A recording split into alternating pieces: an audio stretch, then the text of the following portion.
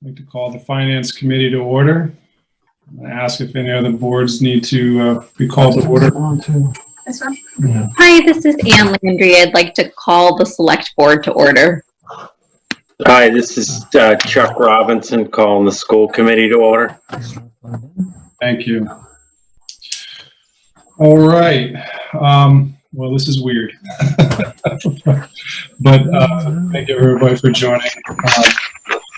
I'm going to start off with just a little bit of housekeeping. Then I'll talk about, I'll make a suggestion about on the flow of the meeting tonight. And then we'll get started. First, from a Finance Committee perspective, I would like to welcome and congratulate Gene Borowski and Nick Boyvan. They were recently selected to join FinCom, and they were appointed to the 2 open 1-year terms, which were effective immediately and enabled them to join in short order so they could join us for the meeting tonight. So they are, as of now, official Finance Committee members, and I'd like to welcome them to the committee. And I'm excited to have them join, and really looking forward to their contributions. I would also like to welcome Marianne Downing and Mark Zarrow. I believe I saw them both. They are not official Finance Committee members yet. They will join us taking the 3-year terms that will open as of July 1st. But it's great that they could join tonight to hear this meeting. And of course, on July 1st, Paula Perry and Mark Mall will both be stepping away. We've got some strong people coming in, but those are 2 big losses. So we'll talk more about that at a future meeting. But glad that certainly Paula is here tonight. So. All right, just a note on process.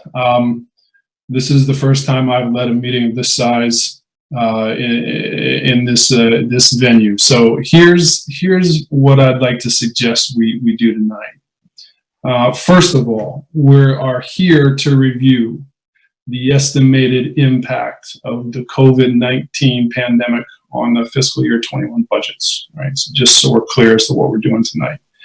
We're going to hear about an estimated impact on revenue, and then the impact on the budgets to adjust to the estimated impact on revenue. We're going to hear from the town manager, the town accountant, superintendent, and school CFO, some combination, some 1, 2, or all of them, right, as we go through. I'd like to take a minute to thank them for their work. They had to go through this exercise while continuing to manage their respective areas in a difficult environment. And not only did they have to go through this exercise, this is unprecedented. There's no playbook for this. So I think what we have received is well thought out and structured in terms of a framework. It's apparent that a lot of work has gone into it. And so even before we get started, I'd like to thank the 4 of them for their work here so far. I'm going to suggest this sequence and kind of ground rules, if you will. Let's hear about the revenue side first. I would suggest that we let Bob and Sharon, if she's going to do part of that or all of it or some of it, let's let them get through that piece. I would suggest that clarification questions are fine as we work through the revenue side, but I might ask that we save any kind of deeper questioning, discussion, and debate until after they get through that piece. Okay. And I went back and forth on this, and let's try this. As they work through the revenue piece, if you do have a clarification question, and Jackie, are you on? I know you were there, Jackie. Are you on mute? Yes, I am. Oh, great. Right here. Do we have a raise hand function in Zoom that you all see? Oh, there should I'm be. looking for it myself. I thought that there was one, but I don't. If you hit the three dots for more. Yeah, if you hit more in there, there's a raise hand function. More. 3 dots on the far right. Well, Oh, there it is. Or if you click participants, I'm in this gallery view here where I have, you know, dozens of you staring at me. So in my case, if I click participants at the bottom, and I can click, I can raise hand. But let's try to employ that feature. I don't know if I'll see it, or Jackie, are you the moderator here? Would you be the one that sees that? Does anybody know how that would I work? don't see any hands raised at the moment. I'm going to raise my hand, and you tell me what happened. I just raised mine too. Oh, I see it. I see Tom, Karen, Ed, everybody raising their hand. I see it as well, and then you can lower your hand. All right, Jackie, if I could ask you, tell me if this is a reasonable. Okay. I'll watch the raise hand piece. If you could kind of help watch that too, that would be great. Is that okay? Absolutely. Okay, great. Let's try to employ that at least as we work through the explanation of the revenue piece. Okay. Then when we turn to any kind of, you know, more involved questions or discussion, I'm going to suggest we try it without the raise hand. Let's just have the conversation, see how it goes. If it becomes too chaotic, I might step in and suggest we go back to the raise hand piece. Okay. So we'll work through the revenue side. As we go through, clarification questions are fine. Please raise your hand.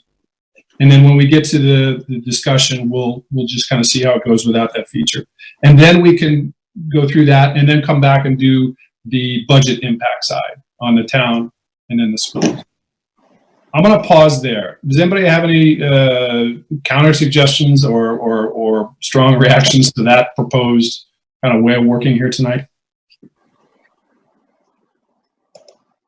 All right. So we'll work through the revenues. We'll work through the budget impact. I want to, I guess, emphasize this is, this is unprecedented, right? But this is still a finance committee budget. We are just looking to make some adjustments and ultimately vote. However, in the normal course of things, before the budget comes to us, we engage and attend the budget presentations from the town side to the select board.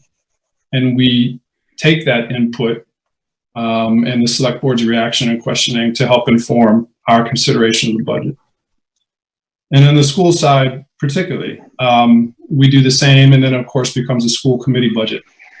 And we certainly take our, our cues and input from the school committee as we then consider the budget. So I would look for the same tonight. We certainly welcome or glad the select board and the school committee could join this meeting. And we very much welcome your engagement and questions and feedback on this, as it will ultimately help us inform our votes.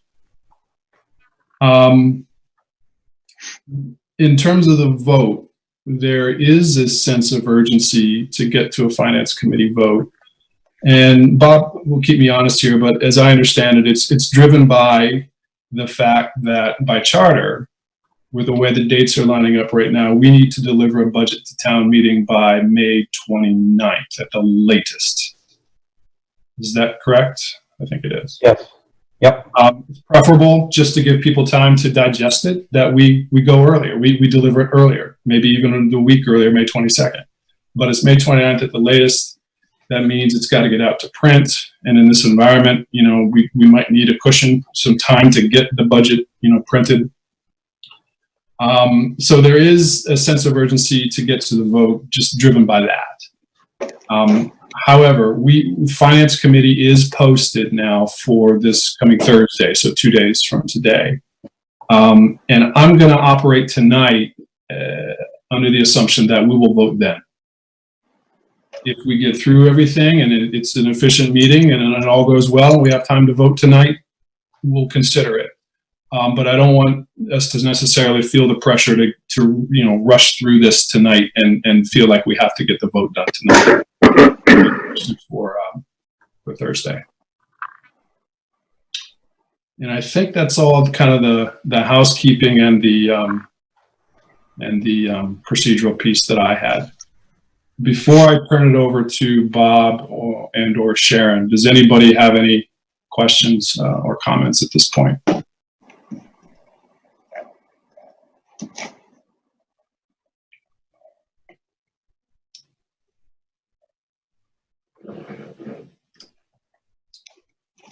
Trying to look at everybody.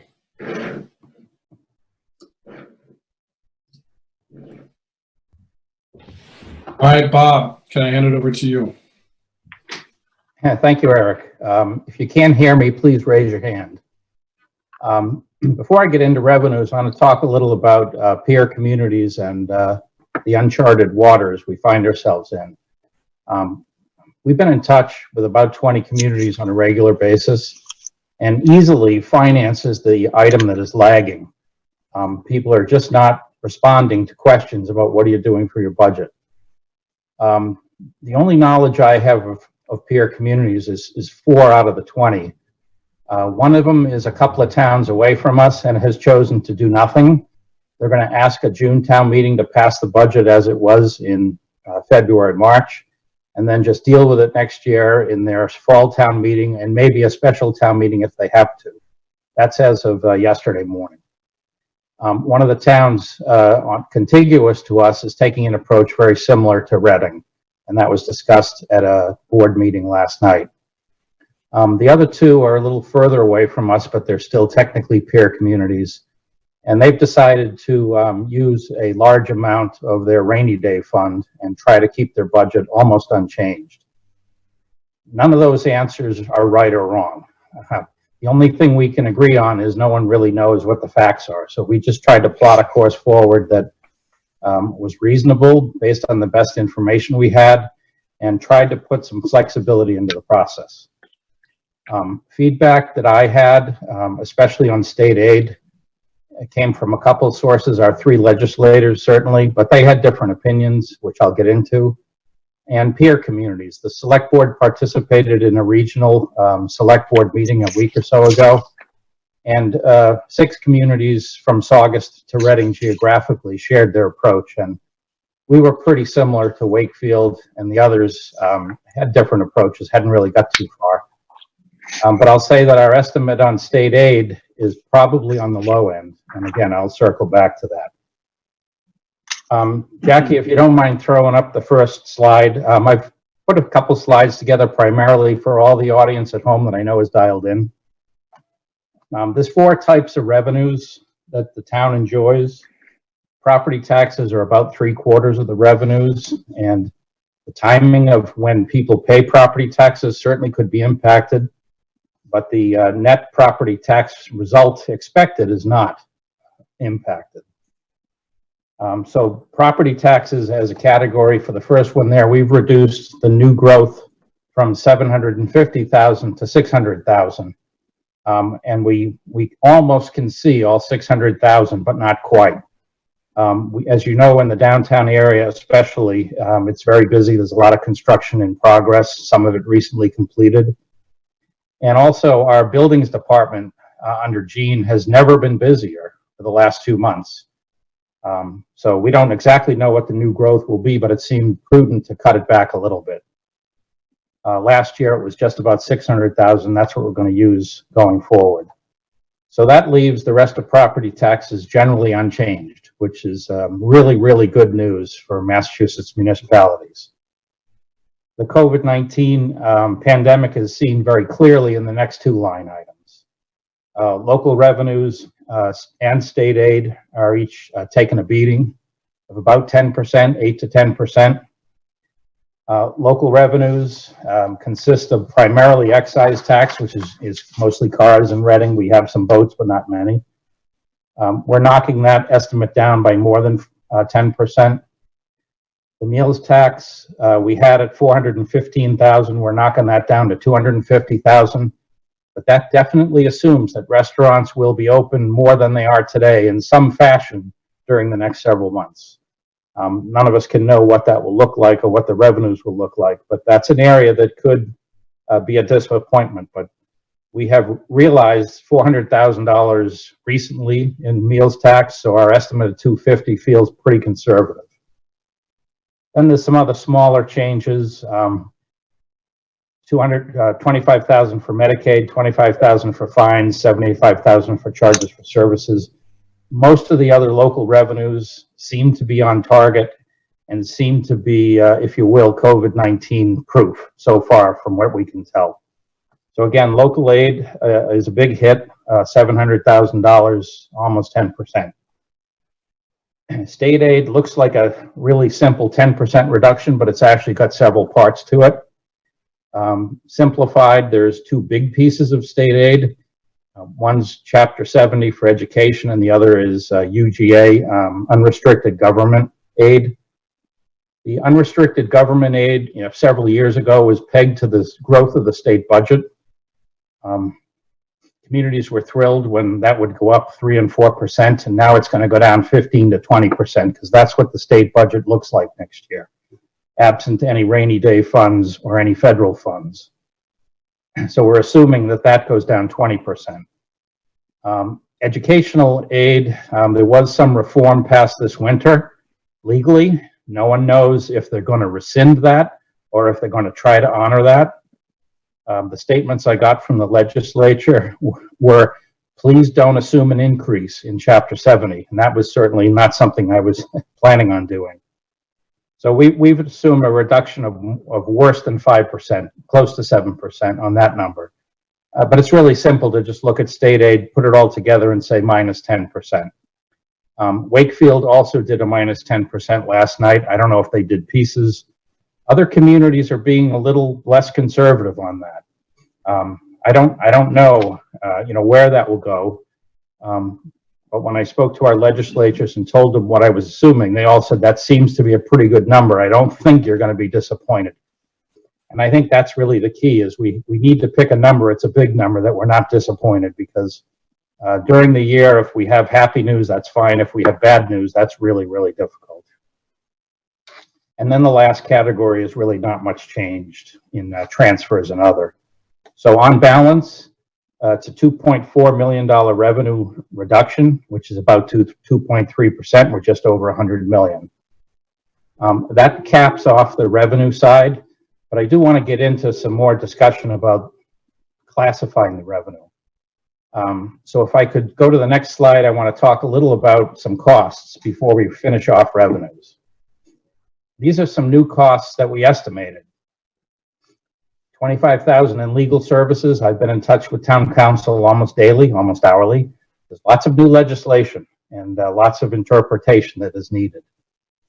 The town manager has a reserve fund of $10,000. I think it's prudent to add another $10,000, and that would be for other town hall departments that might need related costs that we just don't know what they are right now. It's not really a lot of money. Public services, 35,000 divided up into health, 30,000, and elder human services expenses, 5,000. The health is a TBA as to what that is. We've been in touch actually since January with the Board of Health through the chair and talked about things that they will need. So far, we've been able to, with the school's tremendous help, use the school nurses to do a lot of work that the board has needed. That will change over the summer and as schools reopen, hopefully in the fall. So the 30,000 is just a placeholder for now. We really don't know exactly how it will be spent other than on wages. Clearly, they will need more help. Our facilities department is buying most of the PPE. They have spent almost $200,000 this spring. They have a pretty good supply on order, not quite on hand, but on order. We want to give them some room to buy some more next year. In addition, police and fire buy some things that are different. Facilities equips most of the departments, except for the school staff. Central office it could, but the rest it does not. But it also importantly has supplied PPE to our elder facilities in town and to the community in a mask give out last week, and we'll have another one in another week.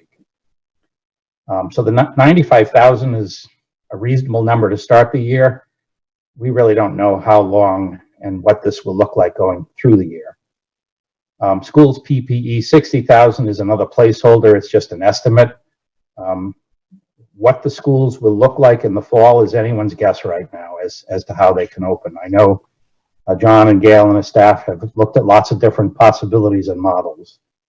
But you put the new COVID costs, which are a one-time cost, let's hope, with the revenue loss on the prior slide, and we're looking to balance the budget by finding $2.6 million. If you don't mind the next slide, Jackie, and we'll finish off revenues. Rather than just stopping there and starting to cut costs, we really wanted to think about, it's an unanswerable question as to what the future will hold, but what's our best guess as to how much of this is temporary and how much of this is permanent? Maybe it's all permanent, we didn't know. But as we really sat down and looked at the model we have, it's generally a 5-year model. What stood out with lots of assumptions was that $1 million seems to be pretty permanent. That we've taken a step back in state aid primarily that's not going to come back, at least not right away. So the assumptions on the next years from a new minus 10% level would be a 5% and then a 4.5% and a 4% and so forth growth over the next years. That might turn out to be optimistic, but maybe the 10% loss is pessimistic. But in any event, we don't see a V-shaped recovery in state aid of minus 10% and then plus 10% the next year. That would seem unreasonable. In local revenues, however, we do see that that is much more possible to get a minus 8% and then a plus something much better. Maybe not 8, maybe 6.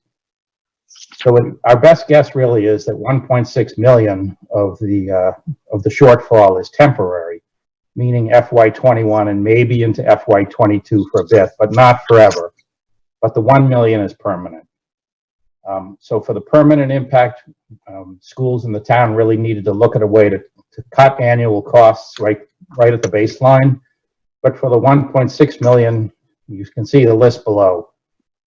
These are some things that flexibly could be restored in mid-year. So if we're wrong and there's much more revenue, we can buy more capital. We usually do in the middle of the year. We can add to the OPEB contribution, which you'll see, and we can certainly use more free cash now and reduce it later if we need to. Free cash was the biggest question, and it's not really a revenue item, so I'll get into it later. But that was really the linchpin of what other peer communities are doing, is how much reserves are they willing to use. One of the ones I mentioned that's down south of Boston is using 80% of their reserves to balance next year's budget, which to me seemed a little bit risky. But they were in a position, it's late in the year, where they didn't feel like they could pass any other budget. So they're using $2.5 million of reserves and cutting $500,000, and that's the best they can do. It seemed to me that we need to make $1 million of cuts and make them as real as possible without harming the operations. And it all comes back to how you view revenue. So that's revenue in a nutshell, if folks have comments or questions. Thanks, Bob. So we'd open it up to any questions at this point from Finance Committee, School Committee, Select Board. Would just ask that when you do speak, I think many of us can recognize everybody else's voice, but I know the video lights up with whoever's speaking, but there's a lot of you. Maybe it's a good idea, could I suggest that we just identify who's speaking before we speak. So open it up for questions. This is Jackie. Ed Ross has his hand raised. So does Gene Borowski. Go ahead, Ed. Gene. Oh, okay. Thanks.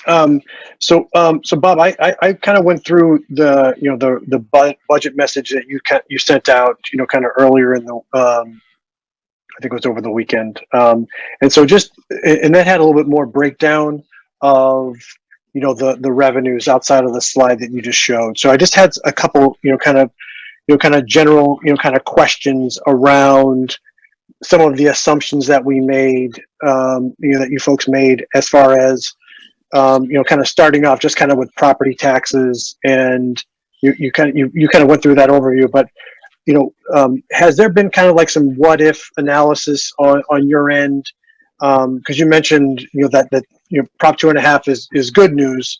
But what happens, if it kind of goes the other way? Is there any, or if there's any kind of chance that you see kind of, the economic impact extending, and then it starts to hit, kind of more families, and then you start to see, a snowball on that back end.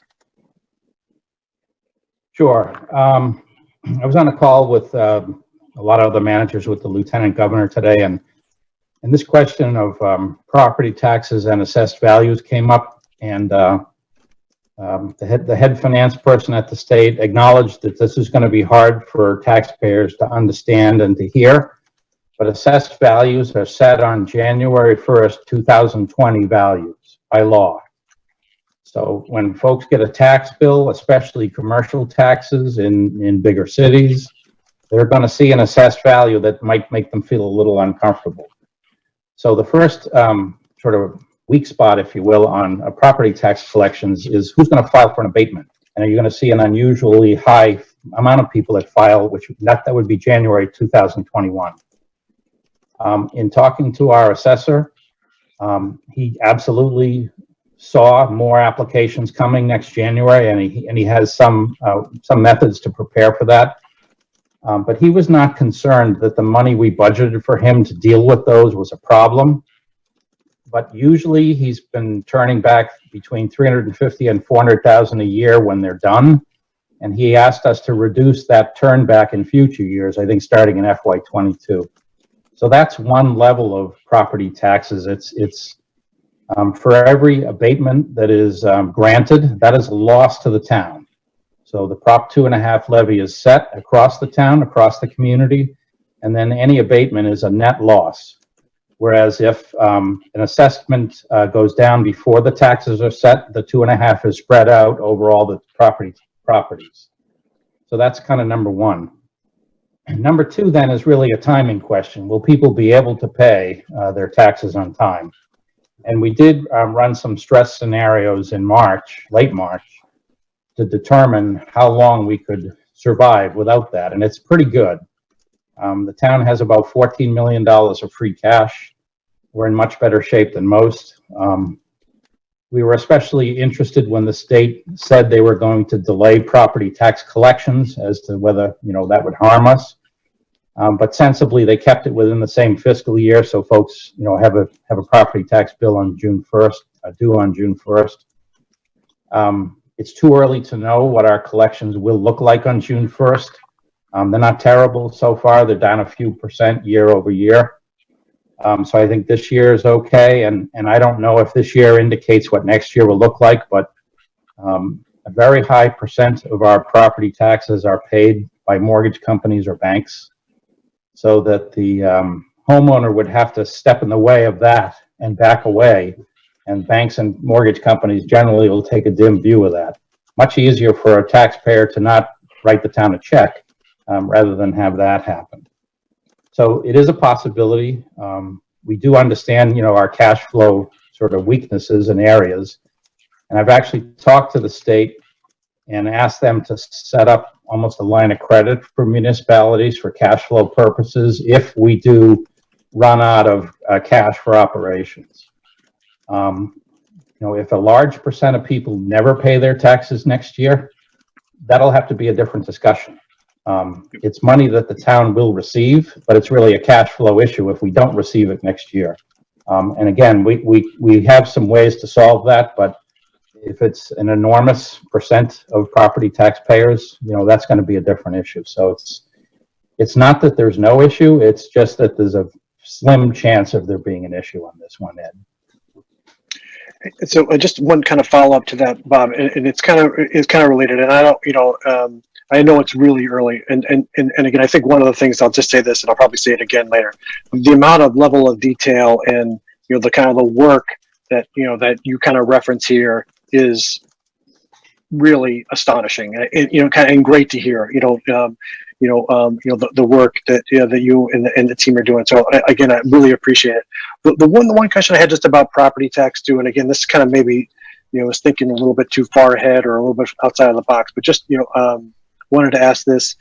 As you started to look at, that last point as far as, the payment of property taxes and things of that nature, does this get impacted if there's, again, the economic and the unemployment, kind of issues, if they persist and they kind of head out, is that going to, defaults and, things of that nature, does that start to kind of come into the analysis? And I was just kind of thinking more about, I wasn't involved, kind of much in, in paying attention in 2008, when we had, kind of the financial crisis there. But like, is there like kind of a kind of reference point that you've got that folks can use to look at that as, what the impact was to budgets and property taxes, et cetera?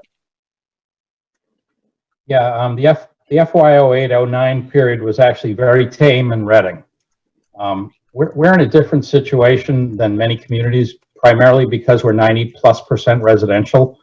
Usually the pain that is seen in other communities during a downturn is on the CIP, on the commercial, industrial, personal property side. So we don't have that issue. Usually we're complaining because we wish we had more. Now we're glad we don't have too much. But again, and respectfully, you can look at history, but I'm not sure what tomorrow holds. So we can only kind of stress test it and do our best. If Reading is going to have pretty significant property defaults, property tax payment defaults, we're in a lot of tough shape, much more than that just in Reading. So that's why I've asked the state to get a consortium of banks together and come up with a liquidity function. And I've also asked some of the mutual fund companies to get creative and to add in the IRS as a partner and have some charitable deductions so that, like the MWRA, this entity could offer communities low interest, no interest, and grant combination funding. So, to the cities and towns that might need it the most, that's the most sensible way I can think of bailing them out of this sort of cash flow problem. At the end of the day, if you go forward a couple of years, the town may own way more property than it ever wants if things really turn south. And that's not something we want to do for a lot of reasons. Yep. Thanks, Bob. Ed, you all set? I'm good. I might have something else, but not right now. Yeah, no. So I see Gene, we can come to you next. I saw Chuck and Andrew. I also see your hands raised. We'll come to you after that. But please, Gene. Sure. Thanks, Eric. Thank you for that, Bob.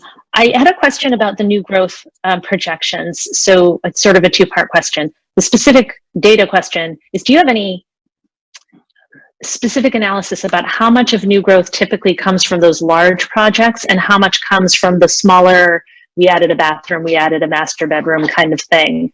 So do you have any data on that? And then that's the specific question. The broader question is, how did you come up with that 150 cut? Is it just based on numbers and a best guess, or is it based on any understanding of how new growth typically looks?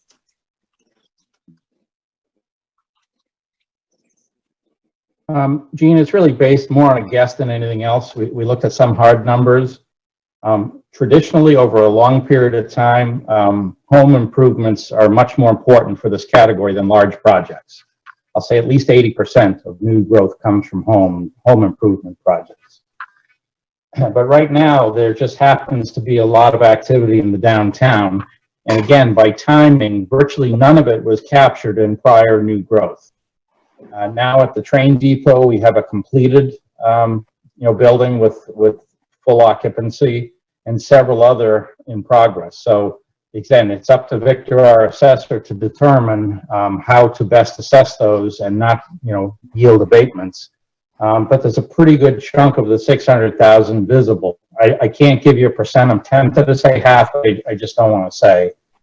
And then the rest is the type of permits and the type of activity going on in Gene's department.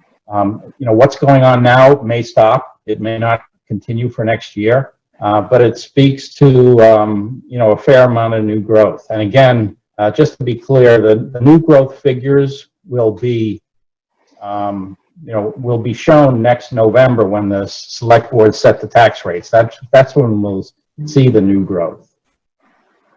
That's when we'll see the current year's new growth. So we won't really know until then. That'll give us a flavor of, did the number we picked, 600,000, sound too high? It could be. It just don't know. 600,000 is the lowest it's been in about 10 years. Thank you. That's helpful. For actuals. Gene, anything else?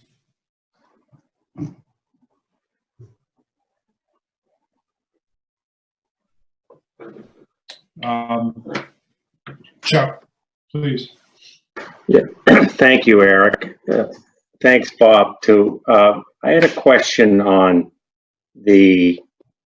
you mentioned when you were going over the revenues that the state aid, and you used a conservative approach in projecting what that's going to go down.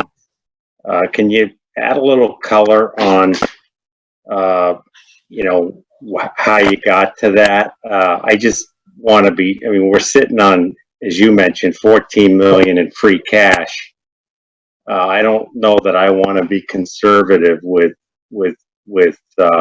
expense reductions at this point when we have that sitting there. And I use the term rainy day fund. Sure. It is raining. So, and we're in a lot better shape than a lot of other communities with regard to our reserves. So I just curious as to the dialogue that came up with that decision, if you can share that.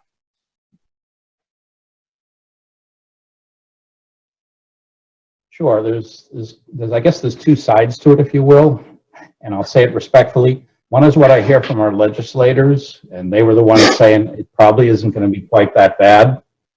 But the other is when I put my finance hat on and look at the state budget, and I think it's going to be a lot worse.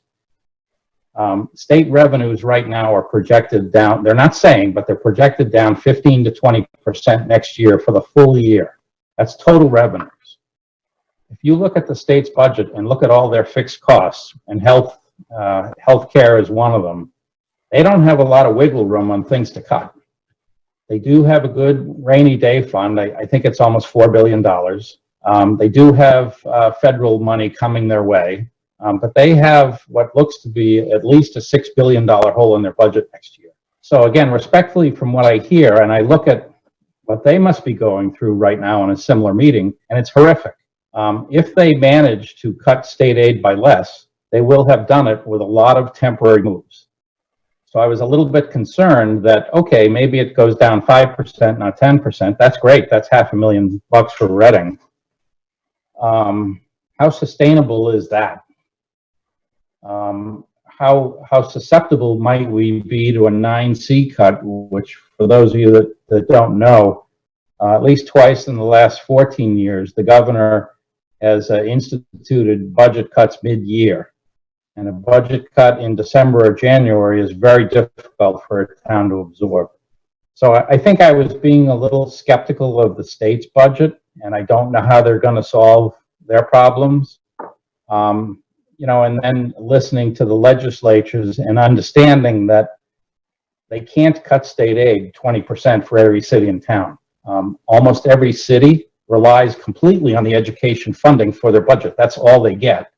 You can't have schools across the Commonwealth with a 20% budget reduction. So somewhere in the middle, it felt like 10% was a reasonable number to use. And hopefully it's a number that's a little worse than what we'll see. And again, looking at the cuts that were made, if state aid turns out to be a little bit better, and that's part of the temporary reduction in revenues, then we just put some of the temporary cuts back. Great, thank you. Yep. Andrew, your question? Yeah, more of a question. Yeah, my question goes kind of along what Chuck was saying.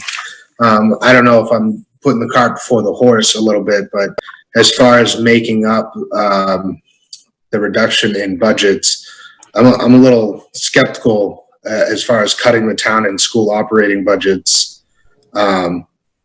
and not increasing the free cash up to, 37%, when we do have a healthy free cash budget for the town. If we do reduce that budget, we still have a healthy budget in there. And then if it comes back with less because we are being conservative, then it actually works out better in our favor. I don't want it to kind of set a trend for the following years. I don't know, Bob, if you have any input on that, but as far as rebuilding the budget and getting the town and our residents what they want, both from the town and from the school, I don't know if we want to set a trend of reducing the budget year by year by year, potentially, when we have that amount of free cash available. Yeah, Andrew, that was a hard question and a hard area to think about. If we have ballpark $14 million, we're only asking FinCom to add another $500,000, and to say it's raining is an understatement. But that is bringing the total use to $1 3/4 million, which is on the high end. It's been higher. It's been $2 million or so. Yep. The way I look at it, if nothing changes between now and let's say next winter,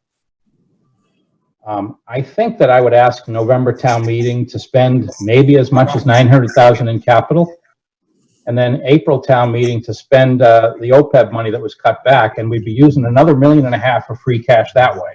So it's a little bit disingenuous, but it just feels like to use another $1.5 million of free cash now and to restore those temporary cuts doesn't feel exactly right.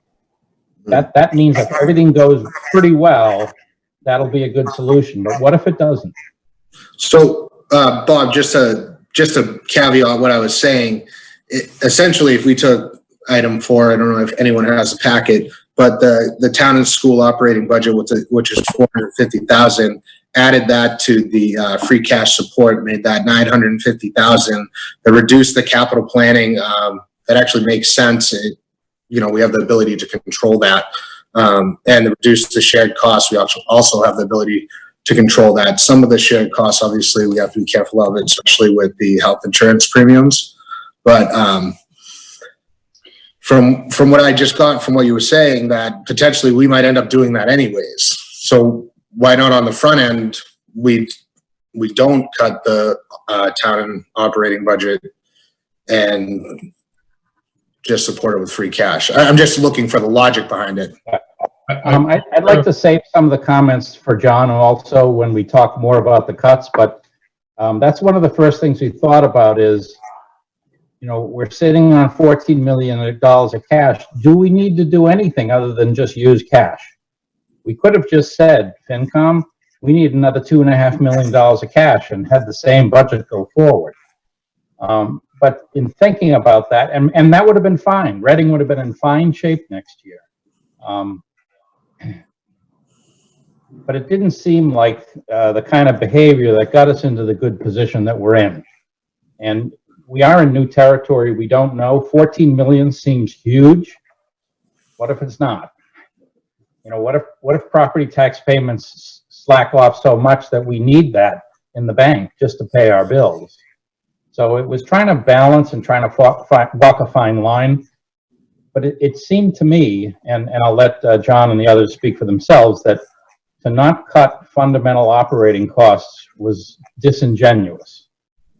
We have a real problem. The real problem is not going to go away in a V-shaped recovery, I don't think. And so we need to be responsible and cut some operating costs. And again, we'll get more into that, but I don't think that the cuts that were made on the school or the town side are going to cause an operating crisis. They weren't fun. It involved no layoffs of existing people. So I think it's something we can both live with for this first year. Not meaning to speak for John. I wonder if, Andrew, thank you for raising this, and this is an important topic, and I'd like to suggest that we circle back to it after we hear some more in-depth explanation of the budget cut piece. maybe we could focus on the revenue side now. Any other questions that we have, but then circle back to that. So I appreciate you raising it, Andrew. I should also say that and apologize to Andrew. When I welcomed Jean and Nick, I neglected to mention that Andrew did join us just at the beginning of last year, but it was just on a one-year term, and so Andrew was also chosen to be reappointed to the Finance Committee. So he will be starting a 3-year term on July 1st, and we're really happy about that. And really, Andrew, appreciate your contributions in the first year. Joining FinCom, there's a definite learning curve, but you're able to kind of step up and contribute right away. So we're really glad to have you back as well. So I'm sorry I did not mention that at the beginning. Andrew, did you have any other questions at this point? No, I can wait. Thank you. Yeah. Nick? Thank you. Bob, I had a question about revenue and timing. So you had mentioned, a series of sources that the property tax, obviously the 77, 78 million, is largely on autopilot, and maybe I could say with banks providing deposits from escrow accounts or transfers to the town. Do you have any sense of for not just property tax, but all 4 categories at a high level, what the typical time distribution is? In other words, do these revenues flow in equally in Q3 and Q4, which is the beginning of the fiscal year, as well as Q1 and Q2? And the reason I ask that, it's twofold. One is I'm wondering kind of what's typical and where do you think there may be a change as a result of the current conditions, and when would we know, right, if there's a problem or if there's a change from the assumptions, right? So if it's typical that most of the revenue is front-loaded in a typical year, we might know a lot by town meeting in November, right? The opposite is true if it usually comes in the second or third quarter of next year. And then the second reason for my question, you can answer these in any order, is there any scenario where the town may need to use free cash as a buffer, where payments may be delayed, either from the state or from, I don't know how banks work, but is there any scenario where we may have to, within this budget, take money that's in free cash and commit it to plug a gap we didn't expect where revenue is delayed, and then maybe, and I don't know how the transfers work, but in other words, we may need more free cash than we need even at the end of the year.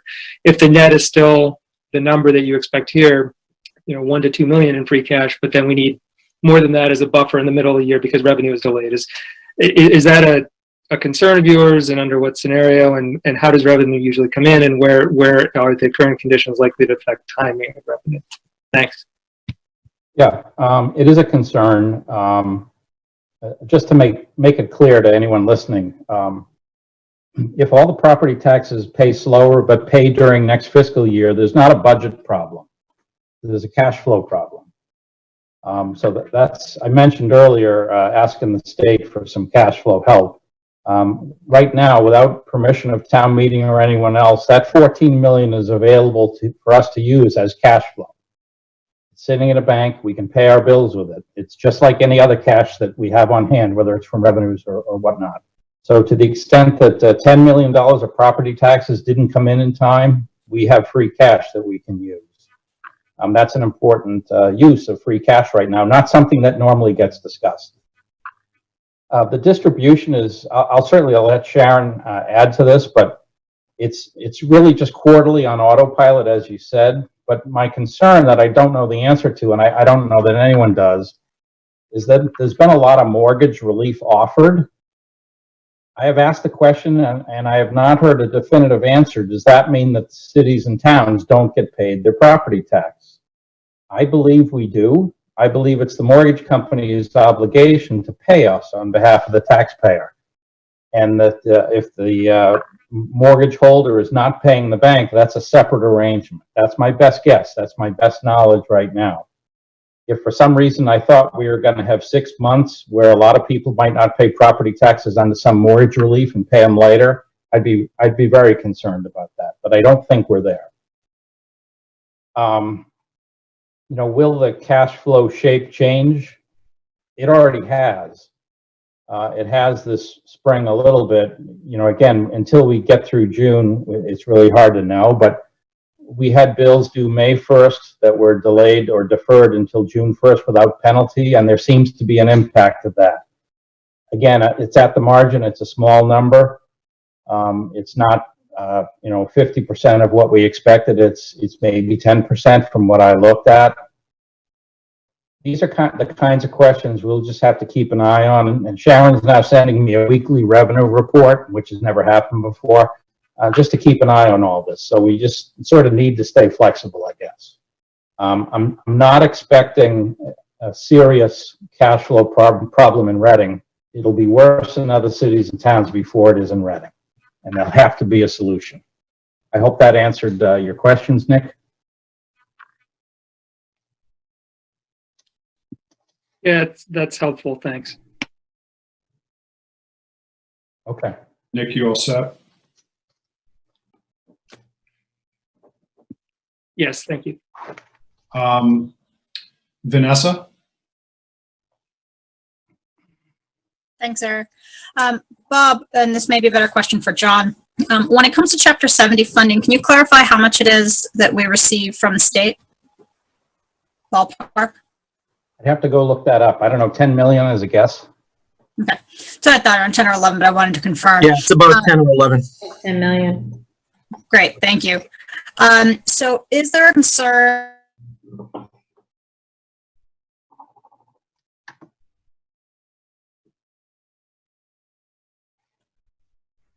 Do we lose Vanessa, or is it me? She thinks she's muted. Yeah, she's muted.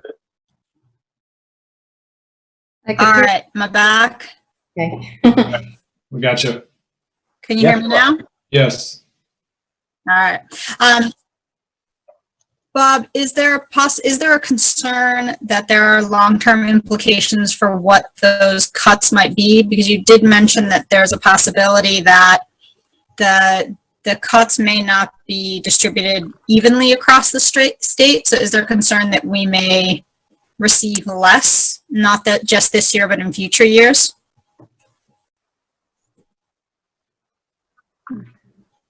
I don't think there's any way to know. I think that's a reasonable fear to have. I don't know what John has heard, but I've heard in the last week or so that the legislature may undo what it voted to do last winter. And I don't remember numbers, John will, but we got another $100,000 or $200,000 in state aid, if that. Yeah, it was about 125,000. Significantly more than that. Okay, so some of the cities and some of the other communities got $1 million or more from that revision formula of state aid. So certainly, in the long run, if ed reform that was agreed to last winter cannot be affordable, I'm sure the legislature will go back. And yeah, I would think, if a city needed $1 million and Reading needed 100,000, something's got to give down the road if there's less money. Vanessa, we did not see any more of an increase with the Student Opportunity Act than we normally do in Chapter 70.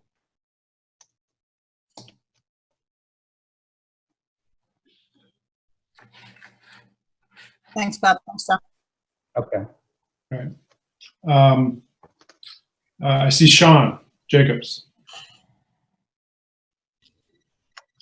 Hi, thanks. Again, so just one of the things that I appreciated about the detail here that was provided was sort of what you're calling with that distinction between what we think might be sort of more temporary versus more permanent reductions on the revenue side. And I can certainly see the thought of addressing some of that more permanent reduction with the cutting of annual costs. And then, but just looking at sort of how that might manifest itself on both the town and the school side of the budget, I was focused more on sort of that balance between the wages and the expenses. And I was just curious if someone could speak to how the roles were identified, particularly on the school side with the HR role and also the vacant elementary position, and what the impacts might be there and sort of that operation side. Just sort of trying to think about how that, again, to Andrew's point around balancing that need to cut the annual costs versus some of the healthy free cash position that the town does enjoy right now. And Bob and John, certainly feel free to answer now, but it could be that you have been planning on addressing that when we kind of got to your explanation of the budget side once we get there. So however you want to do it. Okay. I don't know, John. it was a specific question. I'm happy to talk more generally about how we balance the budget. I'm sure John will want to do that also. Yeah, we can go into more detail when we get to our reductions. Is that fair, Sean? That's fine. Okay, thank you. Did you have anything else at this point, Sean? Nope, not now. Thank you. And Ed, is your hand back up? Yes. So just a couple more kind of clarifying questions on, on revenue. And sorry, Bob, I kind of dug in a little bit and just wanted to understand a couple more pieces, about the other, kind of looking at the, the 690 that are kind of COVID, kind of 19 charges or changes, not charges, changes. Sorry, it's only 8:30 and I'm already starting to get blurry eyes. But when you talk about like the excise tax, motor vehicle excise tax and that change, obviously that's the the kind of the biggest one that you had in that other local revenue kind of table. And so do we have, or do you kind of keep stats on, because obviously you kind of referenced in the materials that, because there's kind of less new vehicles, and everything kind of depreciates, that's, kind of led to the reduction. Kind of digging, and this is really deep in the weeds, but like, do you guys keep stats or have stats on, kind of new auto sales and things of that nature, and then, that makes this, that number relevant? And then I have a couple other follow-ups that are kind of related and kind of digging into those numbers a little bit.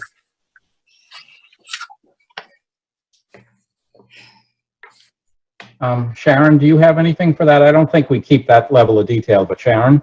No, I don't think so. We get all of our information about motor vehicle. It comes in to us and then we bill it out. So it's coming from the RMV. So we don't know all that. We know how many bills we send out, and I don't know it's broken down by these are the new vehicles. These are the ones that are 1 year old. They're just kind of who are your residents and what do they own and what is their, what is their excise tax for the cars that they own.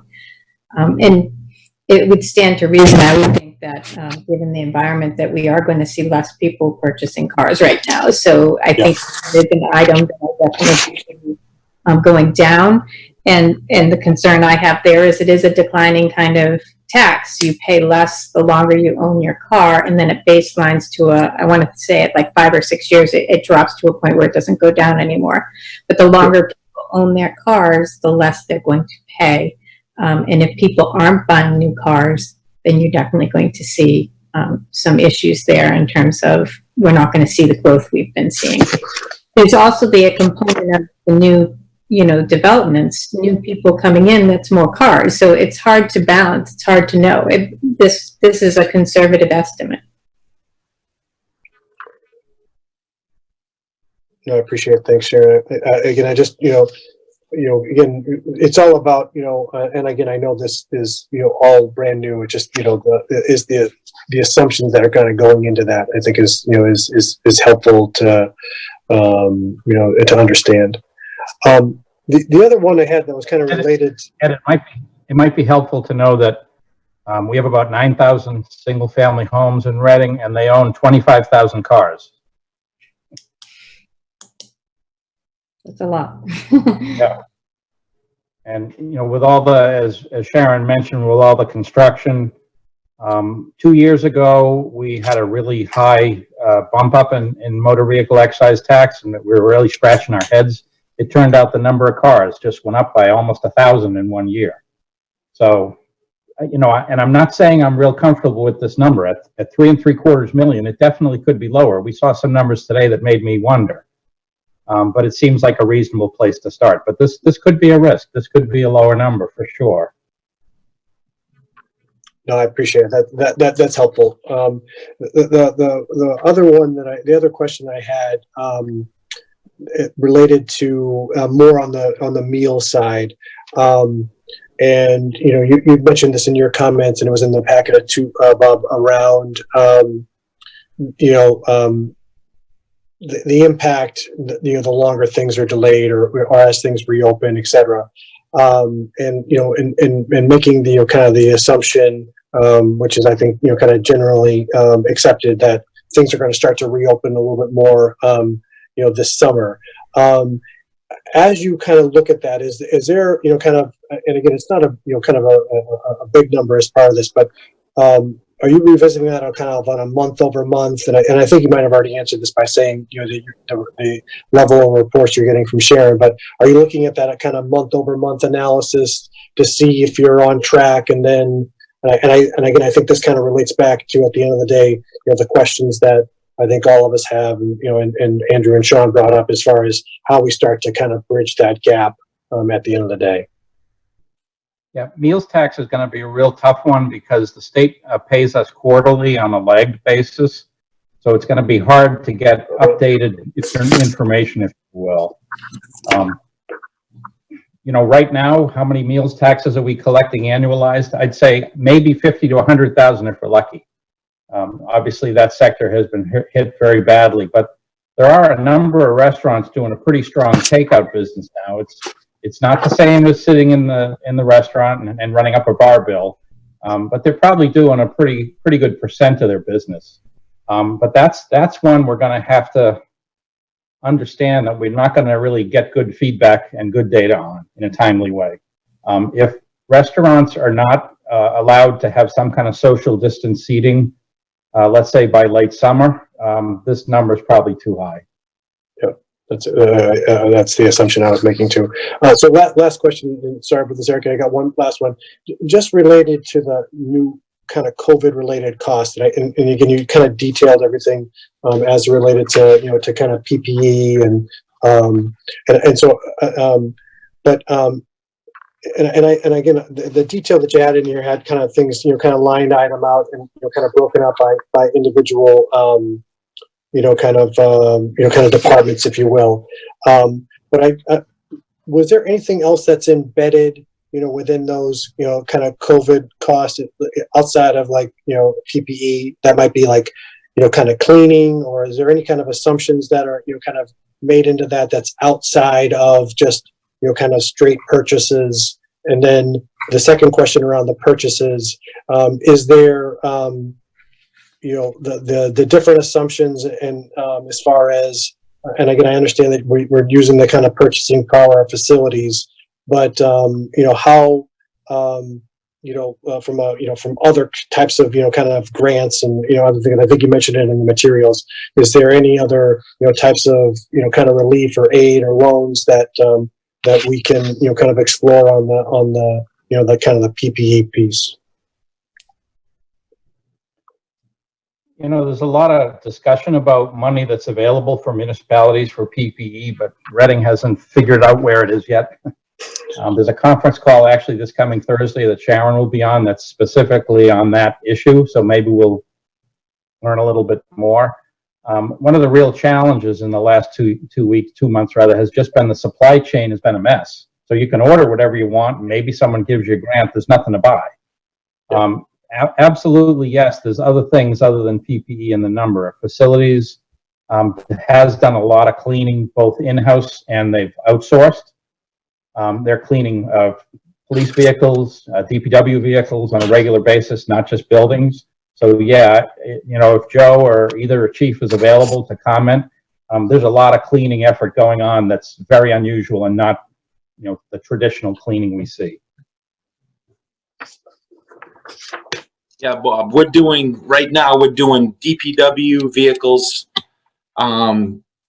police department vehicles, and fire department vehicles every week, including disinfecting of all those areas, utilizing our people and an outside contractor to get the work done. Especially for the first responders, it's really important that we get in there and get these areas disinfected. We've also given the fire department a misting machine that they're able to use for their frontline equipment. And I believe the fire department uses that just about 3 or 4 times a day. So there's a lot of that type of work going on, to keep the buildings clean and to, and it's gonna be a whole different world next year to see what it's gonna be, what things will look like as we slowly reopen, what the schools will look like in the town buildings. there'll be an increased focus on this type of thing. Yeah, Joe, that's kind of the one of the questions that I had too. And again, I don't know how much of that is already kind of factored into some of the thinking, based on what you're doing now, for vehicles and, and some of the, kind of the emergency vehicles, et cetera, how that starts to expand when you start to look at the town buildings, and the schools, obviously, and is it going to be that same type of, kind of analysis of using, kind of, in-house and, outsourced, pieces of it, and how much that, could potentially, kind of have, an impact both from a budget perspective, but even just from a, kind of a workload perspective as well. Yeah, and I think that we've had several discussions with the command team and which the school department is on also, about what cleaning will look like next year. And I think that certain things that we do with our staffing is going to be more focused on, instead of, burnishing floors or buffing floors, that we'll be spending more time on a nightly basis with our nighttime staff doing disinfecting at the town and the school buildings, and utilizing the day porters or the day custodians to do the same type of work, and then sort of reallocating the contract cleaners to do the same type of thing. I think if things continue to flatten out and go down, then will we need the same level that we're doing right now? I don't know the answer to that. I think what we're trying to do right now is to keep everybody safe. And I think it's gone a long way. I mean, we've really, this is something we've been doing now. I want to say it's been since the 3rd week of March. Greg, is that correct? Roughly? We've been doing it since then? Yes. And it's been hugely helpful for our operations, both the cruise quarters, because the buildings are 24/7, and also the vehicles, because we are responding to patients who are COVID positive. So being able to decontaminate the vehicles in the station's been invaluable. Right. And one of the other things that's in that number there that for the COVID stuff is that we've installed Lexan shields at the town hall and a number of the town buildings, and we've also began doing the school buildings in their main office areas, and that's going to be spread out to certain areas where people do meet the general public. So that our goal is to be ready whenever we get to the point where we do a soft opening or go back to some the new normal, I'll call it. So we're right now working, getting everything set up so that we're ahead of everybody. That's a key part of anything reopening is the cleaning and the disinfecting. So going forward, as more facilities open up, there's going to be more of a need for cleaning on a regular basis. So it's a very important piece of it. Yeah, I appreciate it. Thanks very much. Eric, those are all my questions. Thanks, everybody. Okay, thank you, Ed. Chuck, go ahead, and Marianne, I do see we'll come to you. Yeah, just it may be similar to along the lines I think where Ed was going. I had this conversation with John Doherty and a couple of others yesterday. I think that, not for tonight, obviously, but I think that the FinCom or town manager needs to have a discussion about really keeping a tab on all of these, all the COVID-19 costs, and maybe segregate that into a community priority line item somewhere, or somewhere in accommodated cost, or because, I'm sure there's many examples. The one that comes to my mind right away is I know that the school department's spending a lot, or looking at spending more on some of the technology platforms. And I'm concerned that, we're robbing Peter to pay Paul, because that's going to come out of a budget that's already been established. So it's going to ultimately come from somewhere else if it needs to. So I just think that's something we need to think about down the road, and keep a good tab on all of these costs, and segregate them, and pay for them separately out of reserves. Just Yeah, a comment more than a question. Yeah, Chuck, I didn't mention that up front. Maybe I should have. The schools, and we have talked about, none of us know what school's going to look like next fall.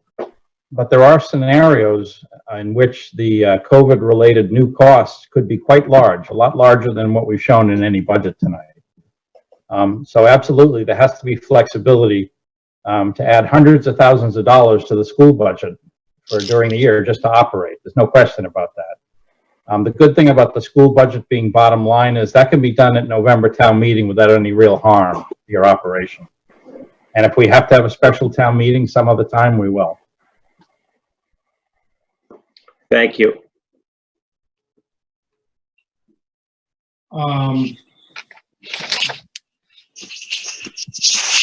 Marianne. Hi, thank you. Can you hear me? Yeah. Okay, so getting back to the revenue side, do we get any information or monitor any information from the state that can help us maybe predict the odds of things like non-payment of real estate taxes? I'm just wondering, do we get information from the state, such as the unemployment rate in Reading or mortgage defaults, bankruptcy filings, things that might be like a leading indicator that, okay, 6 months from now, we have a big problem. Unemployment has doubled in Reading, and I'm just making that statistic up. And that was just a general kind of predictive question I had. Thanks. Yeah, the kind of data you mentioned, we don't get on a timely basis. It's more of a look back to explain something that happened.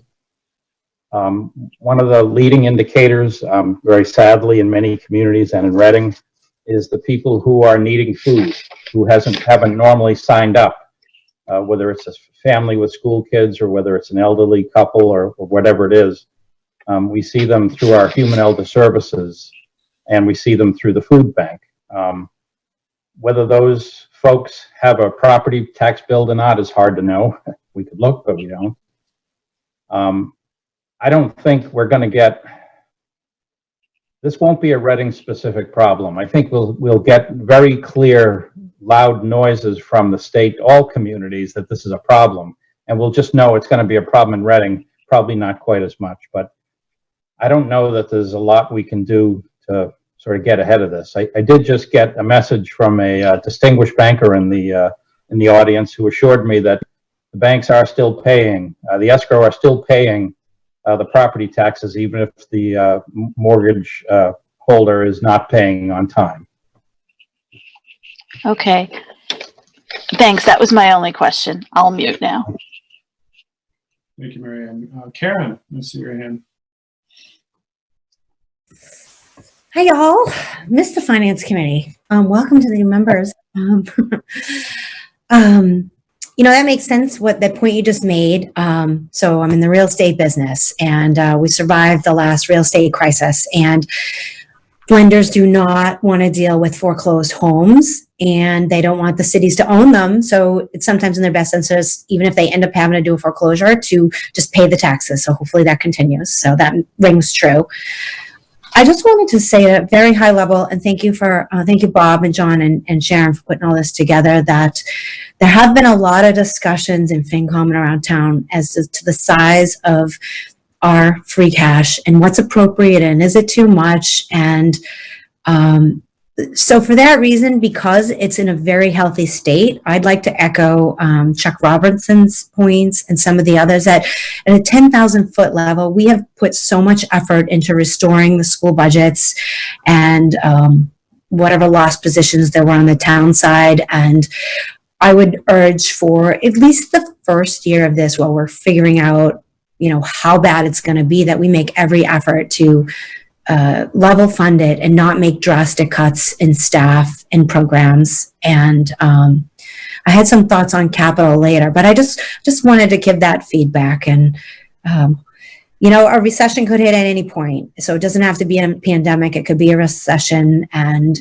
we are in a great position to be able to certainly weather this for a year. Now, whether it's still bad the next year, then that's a whole new discussion. But anyway, that's kind of where I would love to encourage us all to go. Thank you. Thanks, Karen. As I glance down through, I don't see any other blue hands raised here in the participants list. But before we move into the budget reduction side of it, are there any more questions from anybody on the revenue piece or the COVID costs?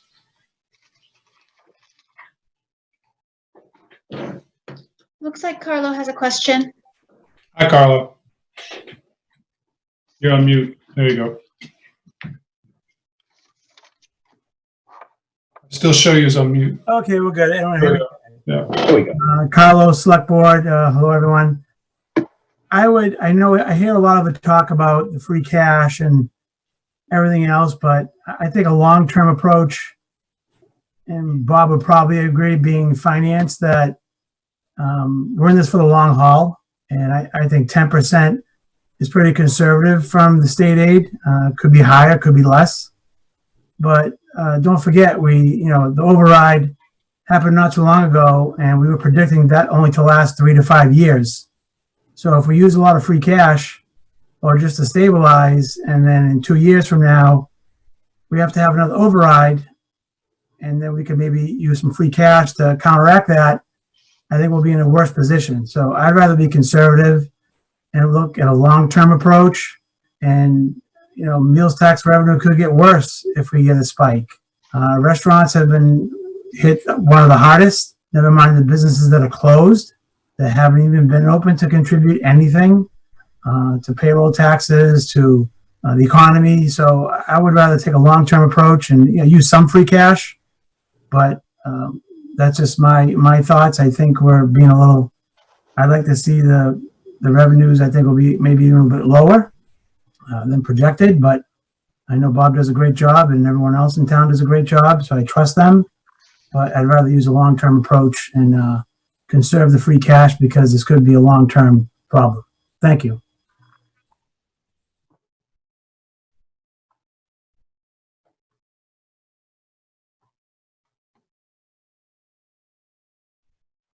Any other questions at this point? Yeah, no, thanks to Andrew and Karen and Carlo and others for raising that issue. I think we'll certainly get to it after this next piece in some more detail. All right, Bob, and then John, or Sharon, Gail, whoever's going to do it. Can we go through the budget piece? Sure. Jack, if you don't mind, the next slide.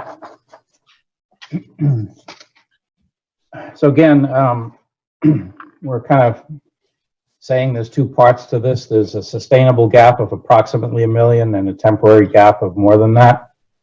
For any of you that are going to add these numbers quickly, you'll see the top numbers don't quite add up to $1 million, but it's close enough. These are the quote-unquote permanent cuts to match the permanent loss of revenue, if you will. So again, John and I will get into the details, but $450,000 from the operating budgets. Last Thursday morning, the local pension board agreed to reconsider the increase and lowered it. It's now a 25% increase year over year instead of 31. That saved almost $300,000, and that's every year. It saves $300,000. It's a lower base. We're able to reduce health insurance premiums by $125,000. We had a good renewal rate. There is more in the budget that could be taken out, but I am very, very concerned that we're going to see increased enrollment next year due to spouses losing jobs. We have a reasonably good opt-out program where the employee is paid between 25 and 30% of what the town saves when they enroll with a spouse's plan, and the town keeps the rest of the savings. I don't remember the numbers, but I think we're well over $1 million since that has been implemented of net savings. But that assumes that you have a spouse that has a job that has benefits, and obviously with the employment picture changing, that trend could reverse. So again, health insurance budgets are in good shape. We need to leave some money in there for that to happen. And then a small reduction in snow and ice. We can't actually go down, that just level funds it. So those are the types of, if you will, permanent cuts. Temporary cuts, which I'll describe shortly. almost $1 million of capital, reduced the OPEB contribution from $500,000 down to $100,000, so cut $400,000, and ask FinCom to agree to add $500,000 of free cash support. And there's a couple of just small items relatively that we thought we may as well square them up now. We already know about them. Why wait for November town meeting? So I think the Voc schools were up 90 or 95,000 from what we had budgeted. We found out the enrollment's higher, and the unemployment budget seemed like something we should add some funding to. So we've done that. If you go to the next slide, Jackie, let me just see. Now, I guess you can leave it on that, but let me describe in just quick terms some of the temporary cuts made, and then John and I will get into the more permanent ones. We had a list of capital. We cut the FinCom capital and debt policy down to between 4.2 and 4.3% with this proposal. Again, if we're sitting here in October to decide what we do in November, I would suggest certainly taking a good bite of this capital back and use free cash. I can't say how much, and I can't say which ones.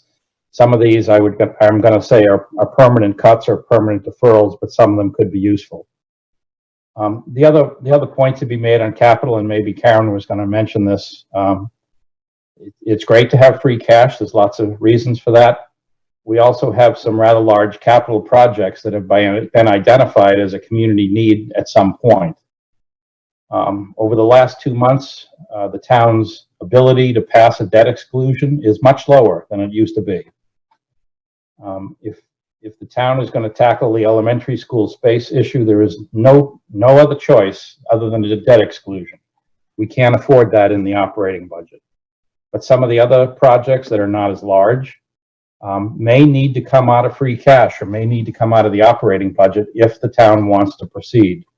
And I'll just leave that comment for now. That's another reason why having free cash right now is not such a bad thing. The capital plan, even with this adjustment, also has about a $10 or $11 million surplus over the next 10 years. Did anyone just lose their screen? Oh, there we go. So again, capital is definitely something that's going to be important to discuss over the next year. It already was. Now it's even more so. And I expect FinCom and our elected boards and other residents to have a lot of say. You know, whether it was brought up by Sean Brandt, I think last winter, is 5% capital and debt too much? Well, I'm agreeing with you today, Sean, it is. Longer term, is it too much? That's a decision for all of you to make. I really don't have a strong opinion. Our capital is in great shape compared to how it was 10, 14 years ago.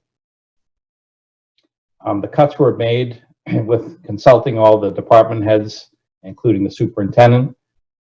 They're cuts that are not hard to make for this year. One of the questions we all have is what projects can we now complete? What capital can we now buy in this world? Our procurement is upside down in a lot of ways. The supply chains have changed. So, you know, can we buy a fire engine, as an example, next year is a good question. We don't know. We're not budgeting for a fire engine, so I'm just using that as an example. But the capital that was left in the capital plan is things that we have a strong opinion that we can do that. We can, you know, proceed with the capital that was left behind. So again, in summary, the capital cuts are large. I think that's a typical cut that I'm hearing other communities are making. I heard another community near us that I didn't mention earlier because they don't really have a full plan, was shelving between half and 3/4 of their capital just with no questions asked for next year. The free cash usage, I think I'll really let FinCom discuss that. You know, if it's for a temporary reason, it's fine to use free cash. For a more permanent reason, again, you're building a cliff, and that's something we've discussed almost too much over the last 10 years. The other shared costs that are being reduced by $700,000 include $400,000 to OPEB, $300,000, as I mentioned, for pension. I mentioned the health insurance and the snow and ice and the vocational unemployment all kind of offset each other. So that's a pretty good solid $700,000 base. The pension funds funding and the health insurance and the snow and ice, I would say, are permanent. The OPEB funding could be permanent if we had to make it that. There's no requirement. But I would say that the plan would be to go back to putting in $500,000 a year to the extent that that's affordable in the future. So that's a summary of how we're dealing with temporary revenue loss and how we're cutting the budgets temporarily. I think this budget, more than anything else, tries to buy some time and tries to buy better information over the next few months. I'm sure many of you have lost track of what day of the week it is. As this pandemic has unfolded in town government, and I know I speak for John in schools, when we think of something we just discussed and we try to remember how many months ago, and it was 3 days ago, time has changed, and the amount of information flowing in and changing regularly is phenomenal. So I think one of the most important things you do for a budget this year is to put something in that's flexible, that buys some time. See what kind of information you have in the summer, in the late summer, in the fall, and I'm sure we can all make much better decisions then than we can now. So that's really what the objective was. Eric, I don't know if you want John and I to get into the specific town and school budget cuts now, or you want to take some questions?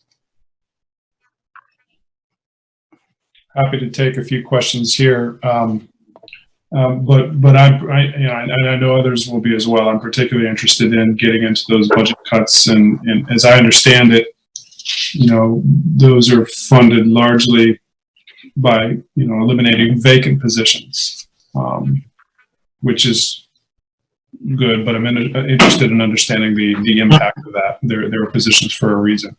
But maybe we can get into that when we get there. I do see a couple of hands raised. Paula, go to you. Yeah, so again, thank you. There's obviously a tremendous amount of thought and organization that went into this. And from the revenue side, you have to put some stakes in the ground. So you can sit there and argue one side or the other, but I think we pretty much hit the middle ground based on the input you've had. So from a high level, as we look at closing the gap, and I also like that it looks like you've tried to design in flexibility. I am probably more optimistic that this is more of a wedge. So proportion, and I like the proportions in general you took between capital and shared costs and the budgets. To some of the points earlier, I do think because of the position we're in, we could probably take more from a free cash perspective, and let's say it was 500,000, and then divvy that money up into those 3 buckets, because I think that still gives us pivot as things change with the healthy position we're in with free cash, and we can still, with each of those different categories, make decisions as news gets better or worse. And even if it gets worse, I still think we've given ourselves enough of a cushion. But you could go into some of the detail, but I think from a high level perspective, I think the way you went at each of those categories was appropriate. I'd probably just like to see more from free cash to decrease those some.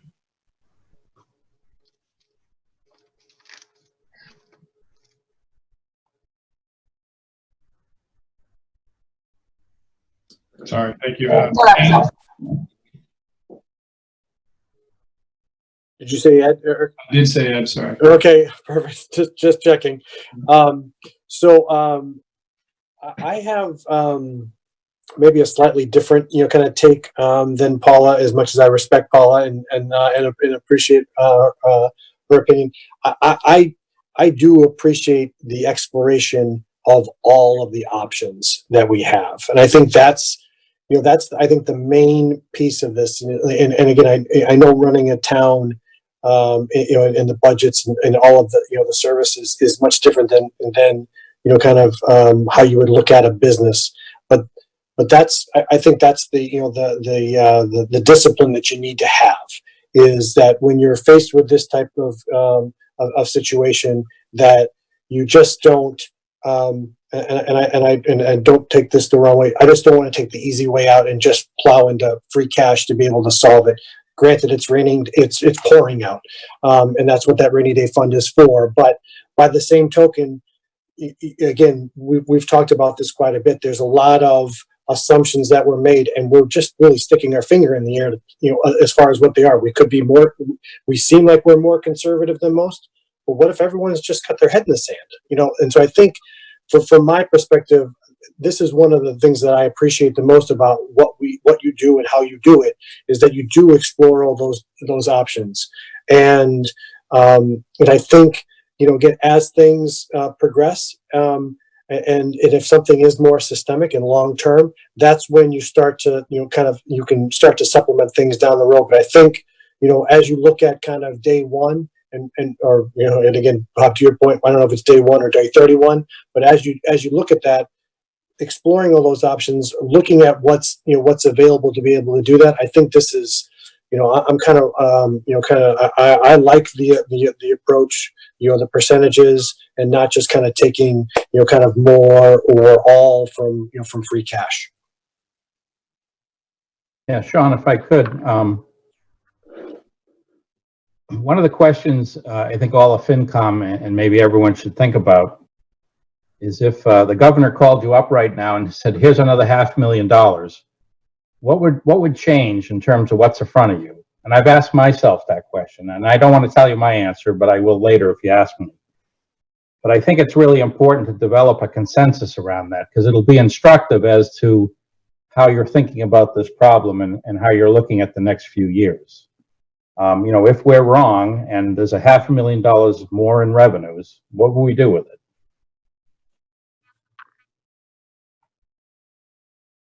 I like that framing. Vanessa, see your hand. Thanks, Eric. So I took a deep dive into the packet. Thanks for all the detail, Bob. There was a couple things, I think I appreciate the perspective that you've put on this of sort of trying to land somewhere in the middle, Bob. There was a couple things that I did that did raise flags for me. One of them was there was a notation as far as pay increases for non-union staff. So on that point, what positions are those within the town and schools, if applicable? Because I know there are many unions that we deal with, and they all have contractual increases, but who are the ones that would be most affected by a lack of an increase? If you don't mind, respectfully, I'd like to defer that. We really haven't discussed the town or school cuts yet, but that's certainly an issue we'll get into. Okay. Okay, then I'll put a pin in that one. And then the other one I had is on capital. I noticed there was one on road repairs and maintenance. So one of the things that I think we've always been sensitive to as a town, Bob, with you at the helm, is, do we invest now in order to save later? So if we're deferring certain maintenance and repair work, is it going to cost us more in the long run? If we postpone them now, are we going to pay more later? Yes, there's no question. We try to look at, and there's not exact math available here, but we try to look at it that way, and that's one of the reasons that I wanted to move the fire ladder truck up to a year from now in FY22. It's just the repair bill was astronomical. Plus, we need to have a ladder truck that we can rely on. The reduction to roads specifically is to do less sidewalk and curb cuts and skim coating, to cut each of those budgets in half from 100,000 to 50,000. Does that add a future cost above and beyond the 50 and 50? It's really hard to say. Is it a safety issue? Well, if it's a really important safety issue, we'll fix it. So it's just another small tool to just say, yeah, we're going to do a little less. We would have preferred to do it. We'll have to do it in the future. We hope it won't cost too much more. And we hope it won't be a safety issue. But that also speaks to the kind of dilemma we're in. as to what does capital cost and how easy is it to acquire. So if it's our staff doing work, that's pretty easy to determine. If we're hiring someone to do work, such as road repair, where's the market right now? Is it better? Is it worse? Generally speaking, most markets are softer now, but not every market. Some of the construction markets are still holding in there pretty strong because there's so much construction going on in pretty much everywhere except Boston. So that's one of the sort of things we weighed imperfectly was how easy is it to do this capital? But again, if mid-year capital can be done, we do 50,000 in the fall and 50,000 in the spring, if that's what it works out to. But you raise a good question. Thanks, Bob. I have just one more. I noticed on page 8 of the packet that you had circulated, the town on the admin expenses line, that particular line item saw a bit of an increase from last year, and obviously it's still come down in your revised notes. But can you remind us why there was an increase in that particular line item? Because it still stands a little heftier than some of the others. I think that's because there's 2 more elections next year planned, and it costs a pretty penny. Great.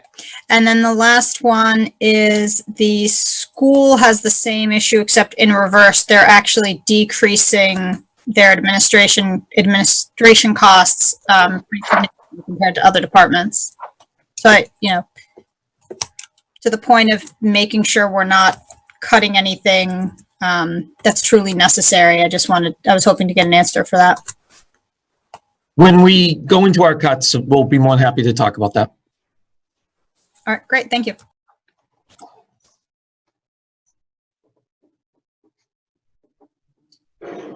Any other questions at this point before we dive into the detail on the proposed cuts?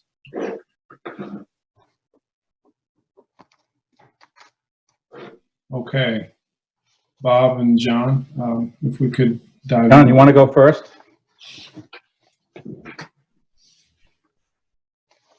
Can I put something on the screen? And do I have the ability to do that, even though I'm not the host? You should, John. Jackie will figure that out. If you click share screen at the bottom, you should be able to.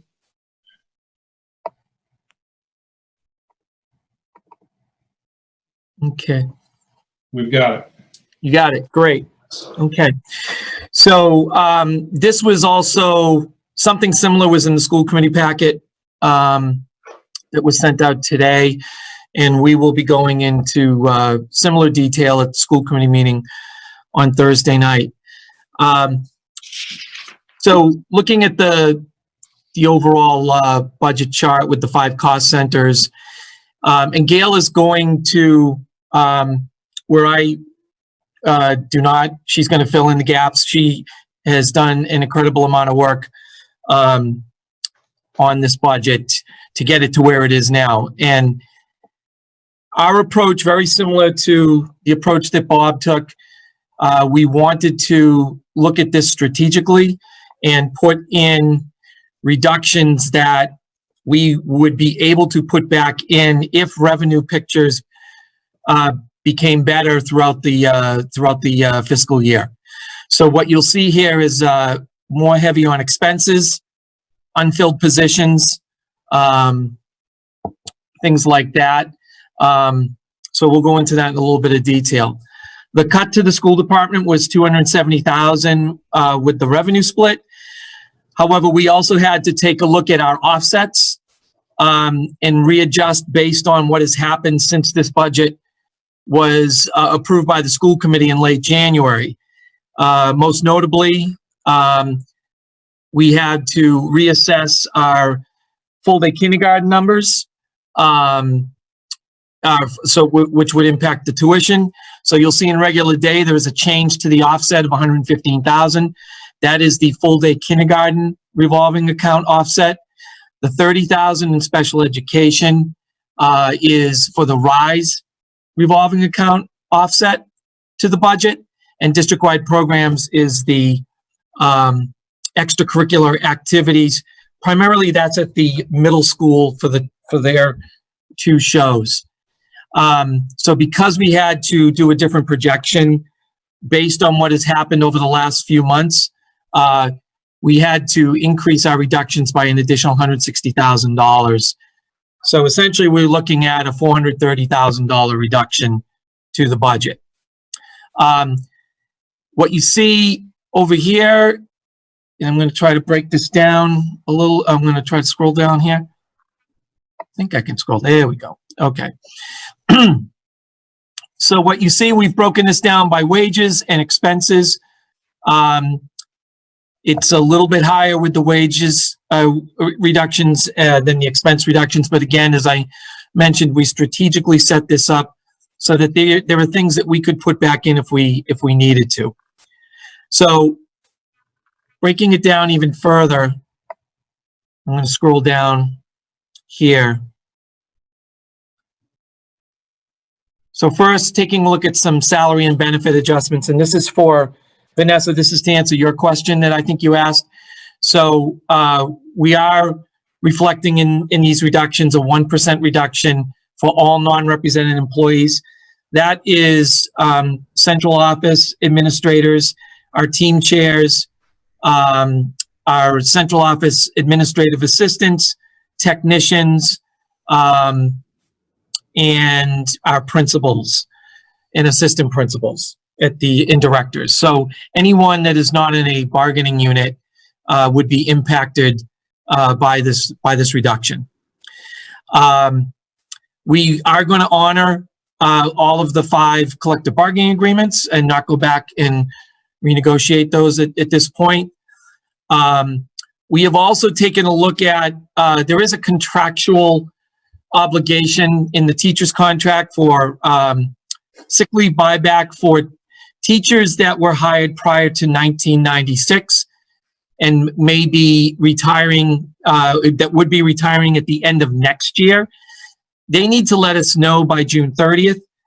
So we are going to take a historical look at this. We made some reductions. So we've budgeted, we reduced it by an amount, and we're now budgeting a smaller amount, crossing our fingers that our teacher retirements that would be eligible for the sick leave buyback will be less.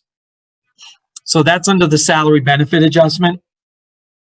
Now looking at the staffing reductions.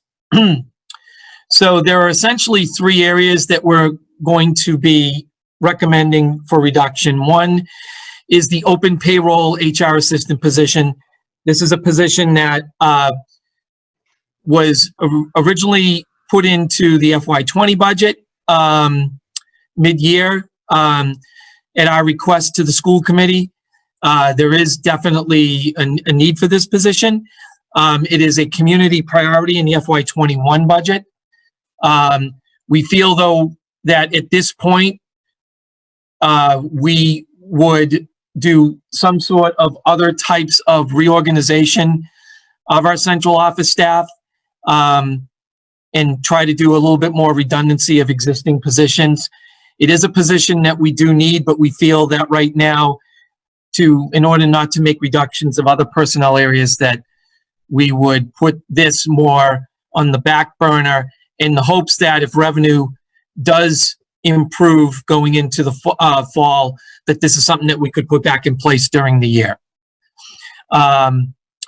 We also, with a larger 5th grade exiting the elementary schools and a smaller kindergarten class coming in, it creates a ripple effect of classroom teacher positions that are needed at the elementary.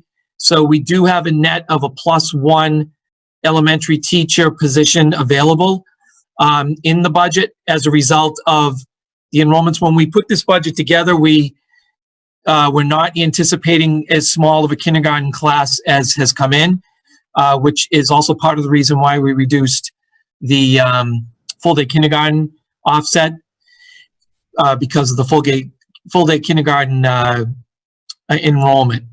So we are proposing a reduction of a 1.0 FTE elementary classroom teacher. This will not be an impact on class size, as this teacher would not have been assigned to any of the schools. We also, through our movement of paraeducator FTEs and hours from elementary schools to middle schools and middle schools to high schools, and from preschool to elementary. We did have an additional equivalent of 1.0 FTE special education paraeducator. So we are making a reduction in this area of $10,000. So all of those staffing reductions are reflected in the different wage areas that you see here, along with the 1% non-union reduction. Now moving more to the expense reductions. And these are areas that, again, we strategically made these reductions with the hopes that if revenue does become more available, we can put these back in. We're also hoping to do some purchasing of some of these areas in FY20 right now, so that we can mitigate some of the loss in FY21. So curriculum reduction, we currently are in the process of purchasing curriculum for mathematics and social studies. And so there is a reduction of 63,000 in this area, which would leave 131,000. We still feel that we'll be able to, again, doing some pre-purchasing of curriculum material. Our staff are working on those right now, that we'll be able to do some of this work now to mitigate some of that $63,000 loss for next year. With professional development, we are reducing this by 50,000. That would leave about 43,000. We are also going to, through the work that Gail and her office and Chris Kelly and her office has done, take a look at our title grants to be able to utilize those more for professional development, which will hopefully offset some of the loss here. We're also proposing a reduction of 7,000 in special education professional development budget, which would still leave enough for what Dr. Stice would like to do next year in her area. And technology replenishment, we're proposing to reduce this by 25,000, still leaving 75,000. We realize that this is an area that we are most likely going to need some increase in purchasing next year. Again, where our hope is to do a little bit of that purchasing in FY20.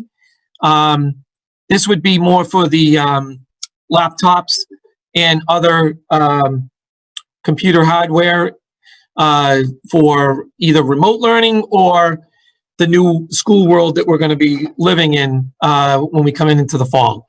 So that's why this reduction is a little bit less than the other reductions.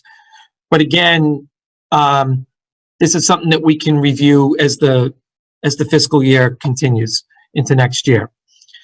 Some other things that we did is we made some minor reductions in the administration cost center. We also made some minor reductions in district-wide programming, and athletics, extracurricular, and technology. These are areas that we had increased for FY21 above FY20, and now we're bringing them back to FY20 levels. We purposely did not want to make large reductions in school facilities because we know that we're going to have to change the way we disinfect and clean. So we did make a small reduction in radio replacement purchases. Again, it's something we may be able to do in FY20 to mitigate that loss. And in regular day, we are proposing a 5% reduction to the building-based budgets. And again, we're trying to mitigate that loss by doing some more in FY20. Right now, we're about to release the holdback to our principals so that they can purchase the materials to start the school year. So we'll most likely increase that a little bit more to help them with that 5% reduction. You'll notice that, to go back up to this chart here, you'll notice that the other area we made very little reduction in the special education. And the rationale behind that is we do not know what special education services are going to look like for next year. With remote learning, we may need to put in more extended school year services. There may be some additional compensatory services we need to give students because of the remote learning. And so we need to look at this very, very closely. We may have to do transportation differently because of social distancing. There's a lot of unknowns, so we felt that it would be prudent not to make any reductions in special education. Gail, I didn't know if there was anything that I missed that you wanted to add or that you wanted to add. No, I think that covers all of the highlights of what we did.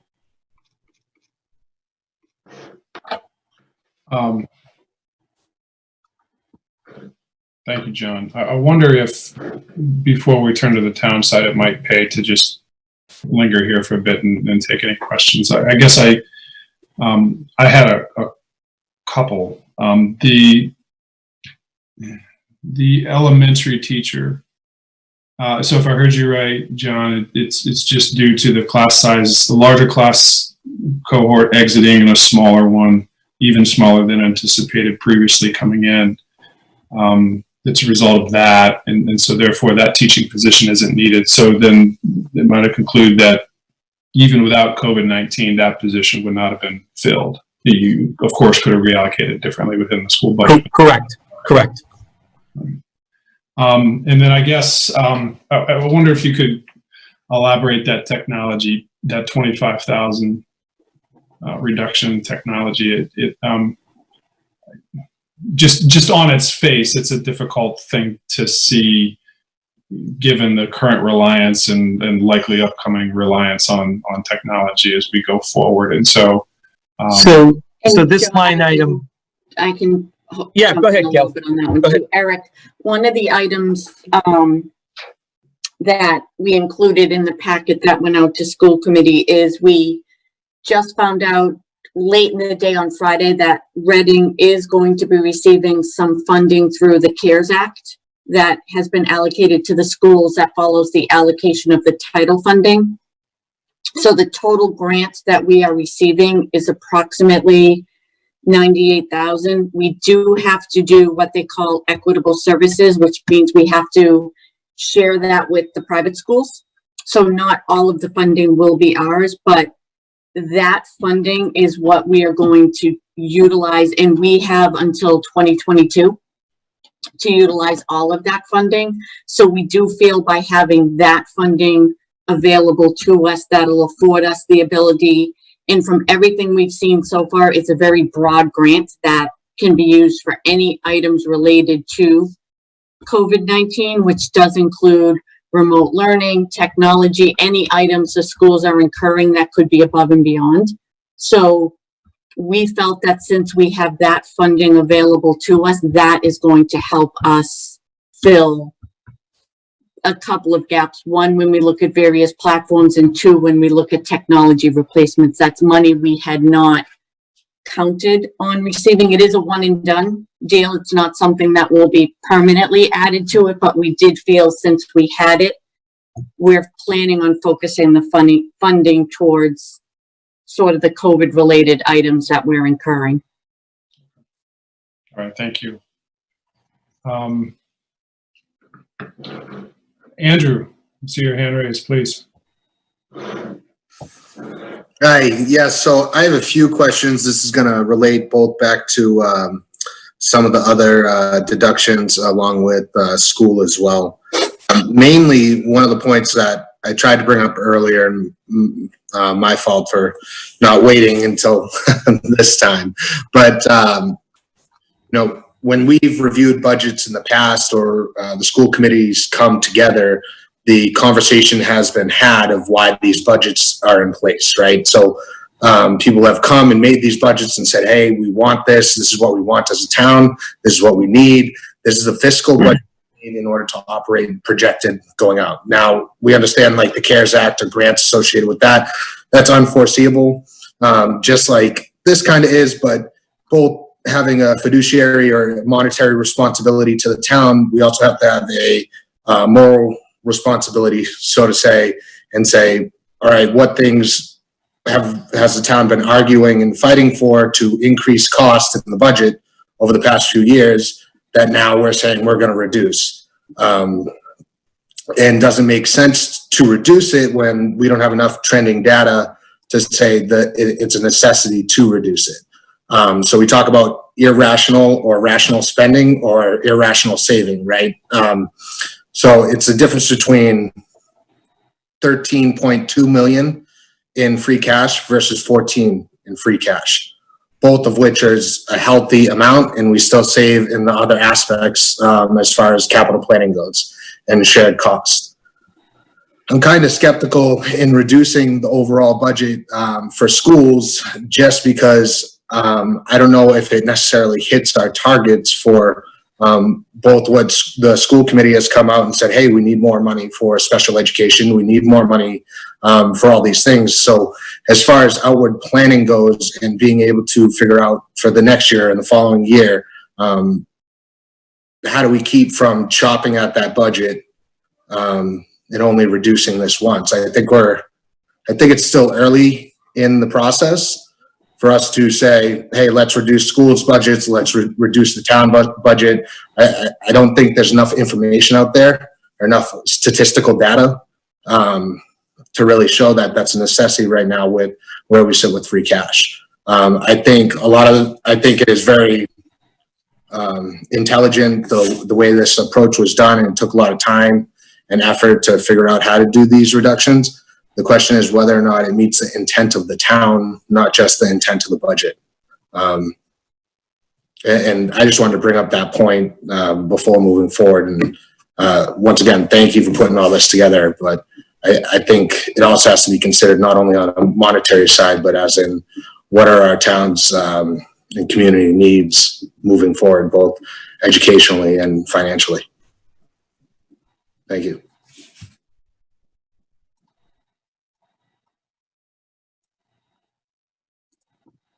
Sorry, I keep doing that. Thank you, Andrew and Jean. I saw your hand, so please go ahead. Hi, thanks. Can I ask two quick questions? And they're both on the proposed school budget cuts. The first one is actually a follow-up on what Eric was talking about in terms of that reduction of a classroom teacher being driven by class sizes. I want to ask the question a little bit differently, and it's really a question for John. I just want to get clarification that school committee class size guidelines would still be met with this cut. Yes. Okay, great. That was my understanding. So I just wanted to get that out there. I can go in a little bit more detail, Jean. So we have larger fifth grades exiting. So we had a larger fifth grade exiting at Wood End and at Joshua Eaton. And we have smaller kindergartens coming in. We do have a need for an additional teacher next year at Birch Meadow because we have a bubble coming into grade 1. So it still has a net effect of +1. Okay, but my real question is that the school committee has some guidelines around class sizes across the district, and you're confident you should still be able to be within those? Yes. Great. And then my final question is the curriculum purchases cuts. Are you at all concerned with new curriculum frameworks? I'm thinking of social studies, but there may be others I'm unaware of. Are you still confident we're going to be able to get what we need to keep up with changing state guidelines around curriculum with the cuts? Yes, because I believe we're going to be able to do some pre-purchasing in FY20. So, Jean, one of the items that we're doing is we have a lot of committees currently looking. We made the decision on the math, which miraculously we did all of that on March 13th and somehow got all of that in before schools closed. So we still, even though we're in a remote world, we have all of those committees are continuing. So we are still doing all of the analysis. Our goal is over the upcoming couple of weeks to have decisions made so that the purchases can be made so that in the current year, I'm going to play the best Chris Kelly I can right now. We're going to get it and unpackage it. I think that's the right term for that. so that in the current year, the teachers already have hands-on with some of the PD that comes with it. Some of the textbooks will come in. So our goal is to have the decisions made, have the purchases done, have the materials here so that people are ready for next year. So we have a good plan in place, and all of that committee work has continued even though we're in a remote world. So we're still operating under the same we were. We're just trying to accelerate some of it to get it done now while we can. Thank you, Gail. You did a great Chris Kelly. I was hoping to use the right words. I think they unpack things. And thank you, John. That answers my questions. All right, thank you, Jean. You're all set. Sean Brandt, please. Yeah, thanks, Eric. I really appreciated what Andrew had to say a few moments ago. And I think, Andrew, what you were kind of getting at is, for lack of a better term, how do we find a way to continue to provide sort of the level of service that we've been providing and that we've kind of fought in our past budgets to provide. And I think that's a really valuable way to think about it. When I think about this proposed new budget for the school side, some of these positions really are relatively painless, right? I mean, to John's point, the kindergarten teacher isn't one we would have had to hire anyway. Class size shuffles or class size adjustments and shifts are making some of this possible. The payroll position does make me a little bit uncomfortable eliminating or deferring that position. The rationale for that in the past has been that we run a very lean payroll function, or a very lean HR function, I should say. To contextualize it, in the private sector, you typically see like 1 to 1.5 HR people per 100 employees. That would give us an HR department in the vicinity of, say, 12 people to support the schools, right? 12 or 13 people.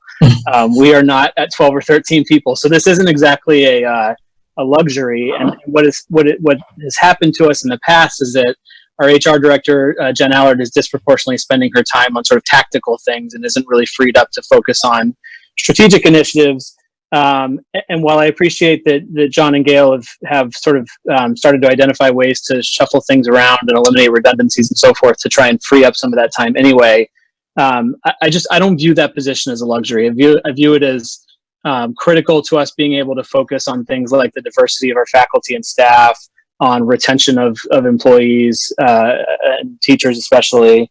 And so, when folks are talking about, do we use a little bit more free cash, or do we protect a little bit more and reduce these cuts to the operating budget a little bit?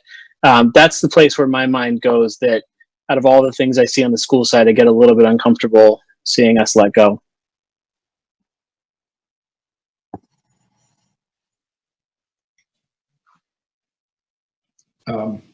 Thank you, Sean. Thanks. Nick, please go ahead. Yeah, thanks for the summary, Dr. Daugherty. And two things I didn't hear you touch on. One was, and you can take them in either order, they're separate questions. The first is just a question about with the cuts in professional development, have we retained enough not only to kind of unpack the curriculum that Gail and Jean were talking about, but also any supports we need to give teachers to continue to operate remotely if that's still required in the fall. And the second related question is, how have the schools been thinking about any kind of COVID-related restructuring? And it just seems like the universe of uncertainties is pretty broad there. I know that historically, and in this budget too, there's a building-based budget for each of the schools that's based partially on the number of students in the school. And is that part of, have you thought about how to repurpose those funds along a variety of contingencies? So, what are the range of contingencies for COVID you could see? And how would specifically the building-based budgets support those? And do you have enough with these cuts? We want to make sure that the schools have as much resources they need to adapt to a very uncertain fall. I'll let Gail start. Thanks, Nick. I think in relation to the professional development, I think one of the areas that gets tricky is when we buy the technology. So whether it be Teams, Zoom, Google Meets, as part of the agreements we enter into, those do include professional development and training that goes with it. So we, in the past couple of weeks alone, have been doing significant Teams-based training because that's the platform we started with. We have not had to spend a dime on that because it's part of the fee we're already paying. So one of the things between ourselves, we work very, very closely with the town when we're going through a lot of these agreements to make sure that we are incorporating that. When we also do, so I know the last 2 years I've been involved with some of the digital curriculum that we've done. All of that has come with a level of professional development as well as sort of train the trainer models. So we're very careful to make sure anything new that we're doing, we're factoring that in. I will say we also have the 2 curriculum coordinators that have been very instrumental in helping us maintain that because they're steady throughout. So they're involved in the decisions, they're involved in the rollout, they're involved in the training. So we have that expertise that they can then pass it along. We also have a lot of the teacher mentors and a lot of the curriculum coordinators that we have at all the levels that are also part of this. So we're building that base as we go, but we're also very careful to make sure in each negotiation, that's a key part of it. I don't want to buy something that is going to show up and I have to figure out what to do with it. So even though it's a little bit tricky because it may not necessarily all be in the line that you think it's in. Curriculum also might include PD, technology includes curriculum. So it gets a little bit tricky with that. I think this year we have spent a lot of time really assessing our Title IIA and our Title IV grants to make sure that is being directed where we need it to be directed. So we're being very strategic about that. As Bob mentioned, and he did a great job in his summary memo, we can't tell you what next year is going to look like. We have heard so many different scenarios as to what, and we've had conversations the past couple of days with various members of the committee, with facilities, with the command structure, exactly what it's going to look like. It could go from the concept of a cafeteria lunch may or may not exist. We don't know. You may have lunches in classrooms. That comes with a cost because we don't have paras to cover lunch duty in every classroom. Transportation, if you have to socially distance, how does arrival and dismissal look? We did try to preserve, you'll notice a couple of the areas we did not cut was nursing. Or health services, sorry, because we know we may need extra substitutes. So we had already built up their budget last year. We did not want to cut it because we do anticipate we will need more substitutes. We will need more nursing. We did not touch facilities because we are going to need the supplies and the cleaning. Until guidance comes out, it's really hard to say what some of those expenses are going to be. But we'll be tracking them and we'll be reporting it back out to the committee if we see a spike in substitutes, a spike in cleaning costs, a spike in nursing needs. We don't have the answers yet because we don't have the guidance from the state yet. So I don't know if that helps address your questions. Did you have something to add before I ask a follow-up? Yeah, I just want to add one other piece is that as Gail had mentioned, we're already looking at what the fall could look like, and we have like multiple scenarios. We've been looking at what are other countries doing as they're rolling out school now? What are other states doing that have started rolling out school? What are the things that we can learn from those? So we've already started putting together a draft working plan of what it could look like from a variety of lenses. And part of that, Nick, is good thing Dr. Stiles is not on this call because we are actually having her run 3 separate models for what ESY could potentially look like.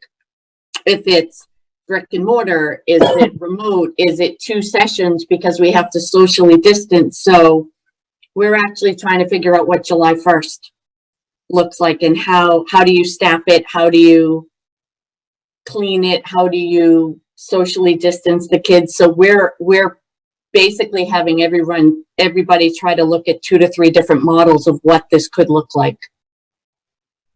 So that's how my only follow-up question is just when I see cuts in the face of really high uncertainty to an operating budget as complicated as the schools, I just want to make sure that the schools and the school committee and maybe someone from the school committee can give a perspective from their point of view, just to make sure that we're building in the flexibility that we need for what's going to come, and that we have no idea what the fall is going to look like, right? And so I'm looking at like pretty high proportional cuts to PD in the face of maybe having to restructure the classroom significantly. I'm also thinking about those building-based budgets that are on an order of magnitude with some of these cuts, or it's $600,000-$700,000, right? Typically, and I don't have the exact number. I know it's in the packet, but I just want to make sure the schools feel they have the flexibility as much as they feel they need to be able to adapt to the range of possibilities that you can expect. Yeah, and we worked very closely with the principals on this, Nick. One, which I guess the good and bad of what has happened is if you think about a lot of the materials that so the no Atom materials or stuff where we purchased a lot of it, the kiddos aren't in school right now, so they're not using them. So a lot of the materials that we purchased are still there in boxes that we will be able to utilize next year. So we were very thoughtful. The building-based budget itself, I want to say, I think it's like a $33,000 decrease. So it's on average around $3,000 per building. We know on average they spend a lot more than that on some of the no Atom and some of the actual materials that they don't have to purchase for next year. So we were very strategic about that, saying we know they're not going to need to buy as much as they would have because we have materials we were not able to utilize in the current year. And Nick, if I could just add one more piece, and I know I'm not putting words in his mouth because I heard him say it earlier. I think if there are major costs that are incurred because of COVID-19, that we've been working very closely with Bob on what you see here and what you're going to see from him in his reductions as well. If there are major costs, we're going to work together to figure out a way to fund those. Thank you.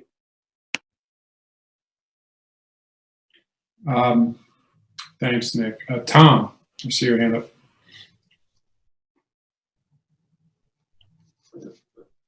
Tom, I think you're on mute. I don't see your video. There you are. Okay, sorry about that. Thank you. So Nick, a lot of the questions you were asking, we had a chance to ask this morning as we were looking through some of this stuff. So those are all very important and are things that we're concerned about and cautious about, very much so. Sean's point earlier about the administration level staff that we're cutting from this perspective as well, and the risk that implies to Jen and to Gail. Gail's falling under sword a little bit as well with this request, in terms of the help that she needs from a payroll perspective. That said, that saves a teacher position. So that's part of the weighing and the balancing that we're going through in some of these conversations. I'm right now I'm looking at it, and as we talked briefly earlier about Birch Meadow coming with a bumper crop going into first grade, and we were talking about staff, student levels and number of students in our guidance. We did, at least per our August notification earlier this year, or earlier last year, slightly go above guidance at Birch for first grade this year, which would mean we'd be, if those same students are there, we'd be slightly above guidance for Birch for next year for second grade. So my biggest concern right now is whether or not we can move that one teacher that we're letting go as part of this over to Birch or something else to make second grade a 4-class instead of a 3-class space. That one, wasn't one we talked about this morning because I had to go back and look at the numbers. In our August 29th packet, we have 67 kids. That's 22, 22, and 23 for first grade this year, which means we have one class that's above our buffer number of 22. 18 to 2022 our numbers for K through 2. So I think, you know, I know based on what Eric said earlier, there might not be a vote tonight in terms of what we want to do there. But if there was one thing I would add back from a school committee perspective, it would be that teacher. That's me personally. And obviously we're going to have our own conversations on Thursday as well. And potentially seeing if we can allocate that to Birch in particular. With those 3 modulars going in at Birch, that we might have space, but I obviously need to defer to John and Gail and Ms. Hendricks, the principal there, and see if that would work and things like that. But in terms of teachers, keeping kids on ground, teachers that have been, you know, trained already in our materials, they've been onboarded, they've been through all the process, you know, that's a sunk cost. And in the private world, that cost of bringing somebody back into the fold is an expensive cost. So while we may be down this 1 year, I don't know that we are expecting, and in fact, the forecast we received last year show that we should expect to go up.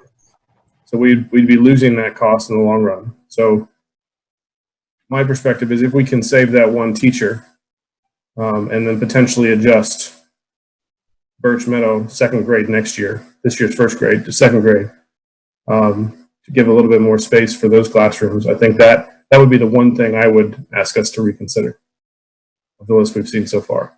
In terms of the other things, I think we had some very good conversations around, you know, some of the purchase and unpack that Gail referred to, using some of the savings from this year to pre-purchase some things. I think those are all very valid uses of the money from this year to save for next year to a degree. And that helped me get comfortable. That helped me get comfortable with the PD related adjustment as well in terms of negotiating some of the costs and the PD into the costs. So that was important from my perspective as well. So all good feedback, but those are the 2 cents from this one seat here at least. Tom, just as a point of clarification, that's an open position. That is not a current position. I mean, that's not a person that's going to be here. It's an open position. I think, Tom, when we actually looked at it, one of the things we were trying to be very cognizant about is people in chairs. So with the current turnover, we do know we have open positions, so we're not actually letting anybody go who's currently on payroll. So that was the other part we were being very careful to balance, which is why, as much as you guys know, it was near and dear to my heart because I fought for this during the budget presentation and worked very closely with the town on the payroll HR. It actually is a position we have not been able to fill, so we are not letting anybody go. And that was another part of the decision factor, is maintaining positions for people currently here as well. So it was a very delicate balance that we were trying to make as we went through it to make some of these decisions. But the teacher one, given turnover, we do have open positions that we just would not fill, so we're not letting a teacher go.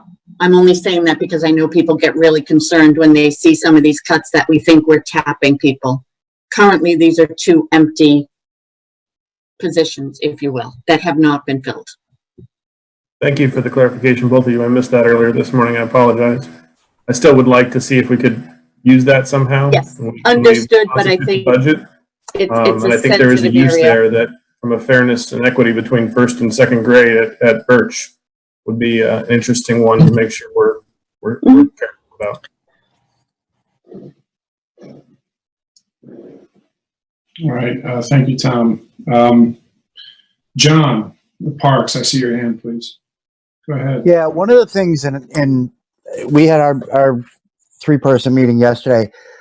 Cleaning costs need to be something that we look at, and I know we're looking at some cuts and everything else. And Joe brought this up earlier. We've got not only the facilities themselves, the buildings, but if sports happen, fields are going to have to be cleaned differently. Buildings in and of themselves truly sanitized, most likely, depending on what the guidance is from DESE and the governor's office. And some of these cuts worry me to the fact that we may have to look at hiring staff to do additional cleaning. I know, you know, the HR payroll position is unfilled, the teacher's position is unfilled, but we're not looking at the broader picture of what our true cost is going to look like as far as cleanings for facilities, for turf fields that are going to have to be steam cleaned if they're used, and that's an if because we don't know, all the way down to gyms. It worries me that we haven't quite counted that yet, and I know we've got our meeting on Thursday to discuss more of this. But these are expenses we need to look at and possibly anticipate up front. And, you know, to Bob's point, we can pull a special meeting if we need to. But reducing some of this money up front worries me in the fact that if we need to, we can change the cost center, allow us to get those cleanings done properly. I'll leave it at that. But John, if you want to, any feedback as far as what we're looking at for possible offset and cleaning would be great. I would say, and John, I can jump in quickly, and then obviously Joe is on the call as well. We do have obviously some flexibility with the staffing we have that we can reallocate what it is that they're doing. So we have already started to look at what that could look like. So some of the items that happen on a day-to-day basis may get shifted. So the cleaning world as we know it may shift as we shift the hours. The other part that we can look at is the way we have crafted the outside cleaning contract is we do have additional cleanings in there that if necessary, we can utilize those to shift what it is that they're doing. So we have done that in the current world. We have utilized the hours we have available under the contract to be what we need them to be. So we do have some nimbleness, not a lot. We don't know what the sports world will look like. Again, it's hard to plan for something that the guidance hasn't come out, but that is why we intentionally stayed away from some of the other areas and did not make cuts. We could have cut a couple of the extra cleanings we have in the contract, but we said, keep that money because we can shift it and use it for something else. Plus, we also, as part of what Bob mentioned at the beginning, is there is some additional COVID funding that's outside of the operating budget that we will be working very closely with the town, with facilities on the best utilization of that funding. So it was sort of kept out of this to keep it a little bit cleaner so that we can track it. So I think we tried to address some of that with, I think it was 60,000, if I remember correctly, Bob, that was put sort of in that separate pool of money that would be utilized for these types of expenses that we'll be able to track and monitor and see whether they're one time or ongoing. But we've already started to have some of those conversations with the custodial group, with the facilities group to say, how can we reshift what we have? We're buying additional equipment this year that we'll be able to utilize next year that will make them more efficient and effective in what they're doing. So we're trying to get ahead of it as much as we can without knowing what it will look like. We're also looking at what the rental world might look like and what we might need to do from that standpoint as well. Perfect. Thank you. Thanks, John. Marianne, please, I see your hand. Please go ahead. Yeah, I'll try to be quick. This goes back to the question of the curriculum reductions. Can you be more specific about what the 63,000 is covering? And looking back at the budget, I see that FY21 was supposed to have funding for curriculum materials, curriculum software, and professional development for Algebra 1 and grades 7 to 12 foreign language. And I heard you mention, well, we're keeping the funding for math and social studies, but I didn't hear grades 7 to 12 foreign language. Foreign language was exploratory. It was never meant to be funded in FY21. We were going to start looking at what we could do in 21 for 22. So it was always described that way during the budget process. So part of that, Marianne, what we do have is the committee work that gets done, which could either be part of extra funding that we put in there, or the afternoon work that the teachers do where they're all working together to look at the curriculum. So we do still have funding available for that type of group decision-making to happen. So what is the 63,000 cut going towards? It's a combination of some of the items that we're actually close to making the decisions this year for some of the social studies that might have been purchased next year. We're making the decisions now so that we can get the materials on site now so that they can start to look at it and get ahead of it for next year. Okay, and just one other question, because I think Nick other people got to my questions. At the very start of this talk, you mentioned something about the 2 middle school drama productions or musicals. Were you just addressing that a certain line item covers that, or is there a cut to that funding? So what that was, Marianne, is the 15,000 that you see under district-wide programs. We were anticipating taking an offset from both the middle school drama revolving accounts based upon, unfortunately, what happened this year is all the costs were incurred, but the shows did not happen, so we were not able to bring in a lot of the revenue.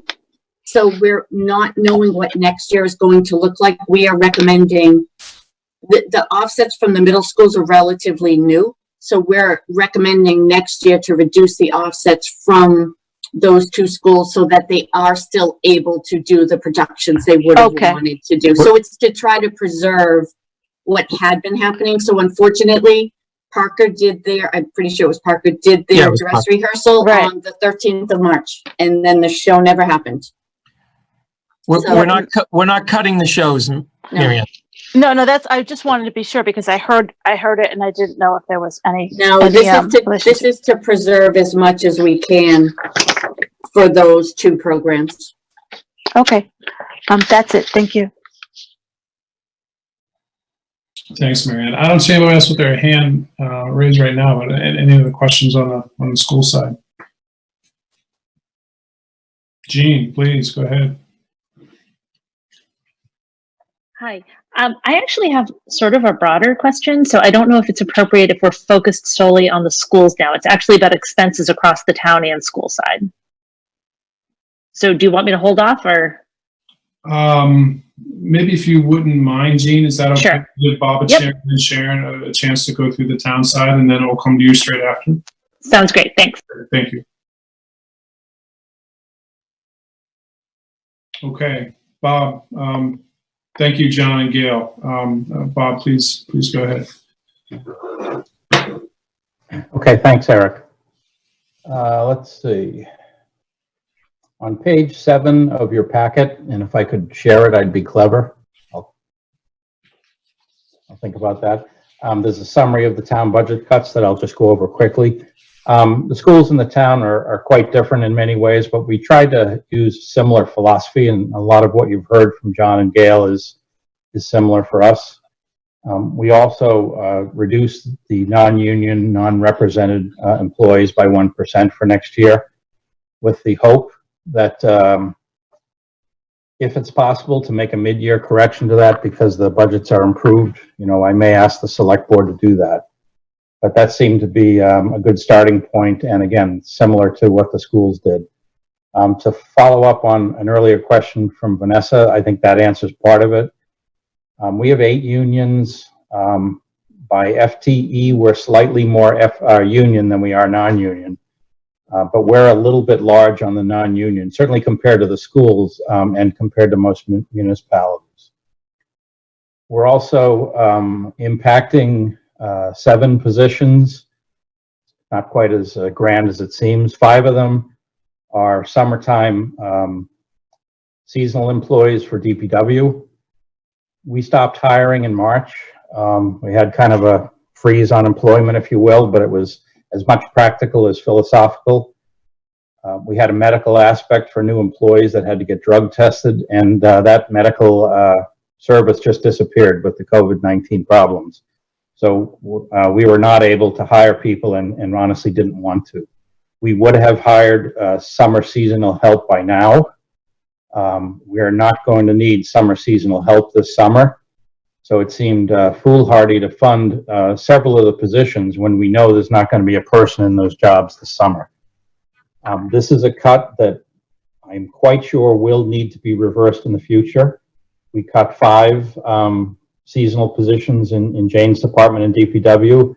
I don't know how many we will be able to add back, but I would like to add most, if not all of them, back in FY22. But it was a convenient thing to do, I guess you'd say, for FY21. And then again, similar to the schools, we really wanted to avoid a layoff. So we took 2 currently vacant, budgeted as full-time positions and cut them in half to still be benefited, which is 20 hours or more. Not eligible for a pension, but certainly for health insurance, and to do the best we could. And much like in the schools, one of them is in HR. It's not the ideal choice, but the vacant position is where it is, and we'll do the best we can. So those are the wage side of the cuts. You can see in your packet, that's about 2/3 of what the town needed to cut, 180,000. The wages are about 120,000 of that.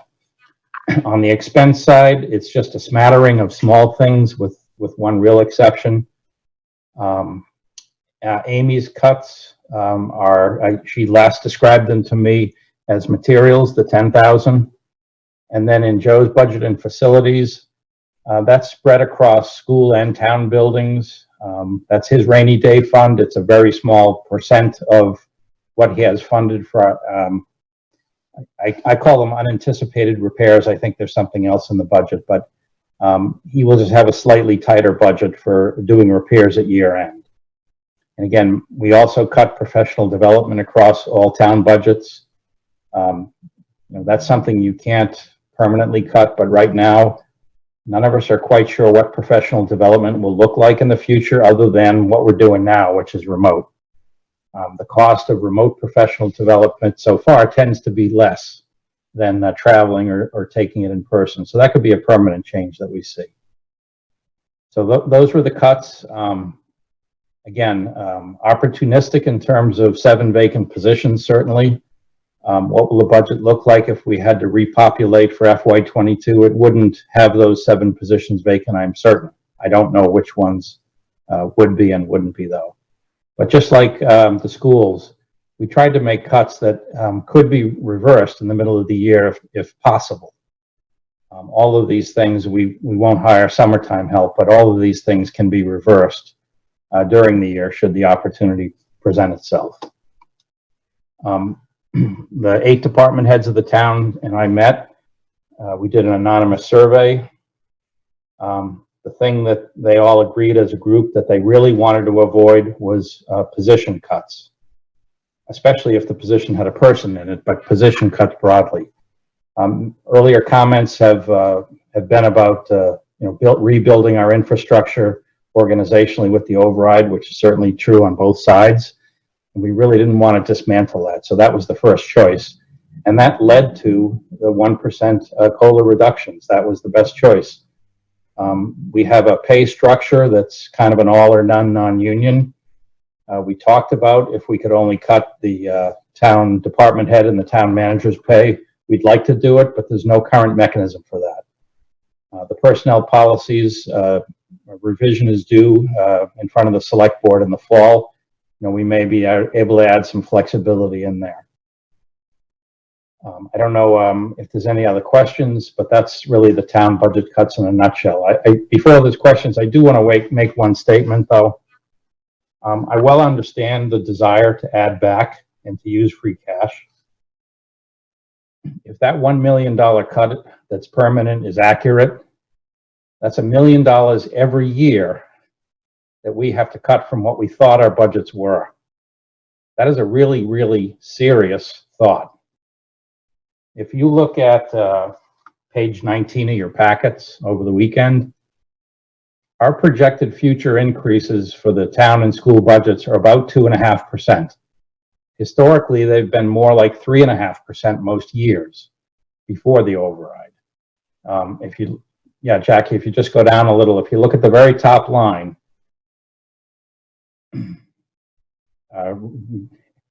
go up, I guess, not down. You'll see those numbers 2.6, 2.6, 6.5, and 6.5. And you can see that's assuming more than $1 million use of free cash, with many other assumptions, not all of them perfect for sure. But I just want to remind everyone in the room that the financial situation we're in is not a one-year problem, as far as any of us can tell. If I'm wrong, I'd be thrilled. We have a one-year serious problem to dig ourselves out of, and then we have something that appears to be, going to last a long time. If state aid does get cut $1.5 million next year, and then magically goes up $1.5 million plus, a couple more percent, I'd be shocked that the state would be able to rebuild its revenue and its budget that fast. We can do it on the local revenues, I believe, as a town, as a small town. I don't see how the state could repair damage that's being done now and will continue to be done that quickly. And that's why I say I think we're in this for the longer term in terms of a state aid reduction, which is the primary source of $1 million reduction. So I just want to caution everyone, that's why we made budget cuts, is because the outlook for next year is what it is, but the outlook for the years after that are not good. Not to be too gloomy, but we have to take a responsible look ahead beyond next year. So if there's any questions on the town side.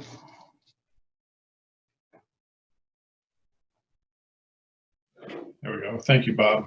Let me come back to Jean to start then. Please, Jean, go ahead. Hi. So my question, it's a little bit outside of what I think we've discussed so far. My question is, we've looked at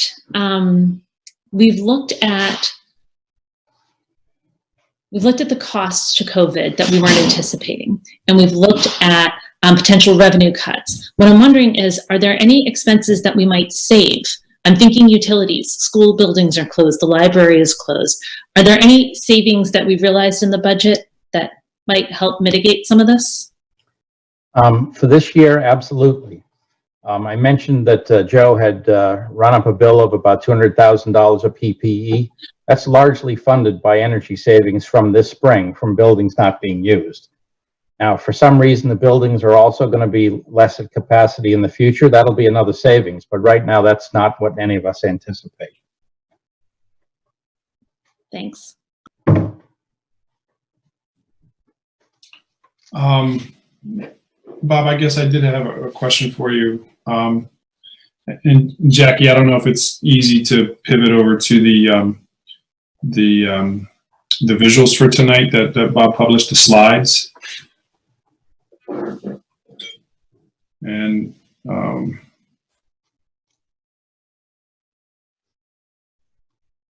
thank you. Particularly, I'm interested in, I think it's slide 4.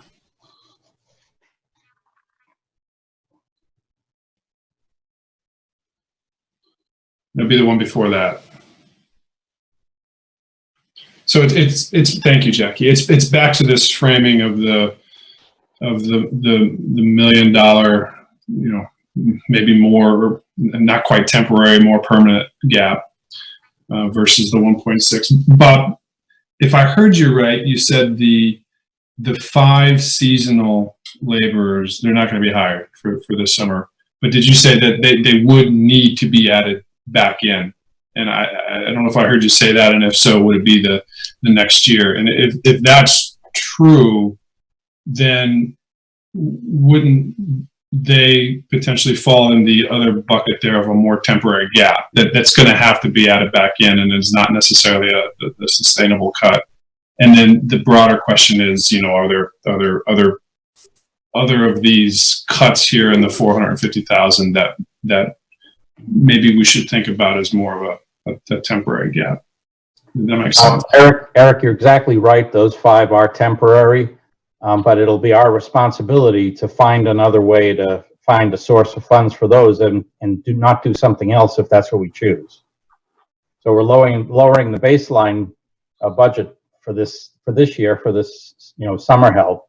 And then next year, if we think that's more important, we'll have to make a choice and cut something else. But it didn't seem reasonable to make the other choice now when we know we're not going to have those FTEs.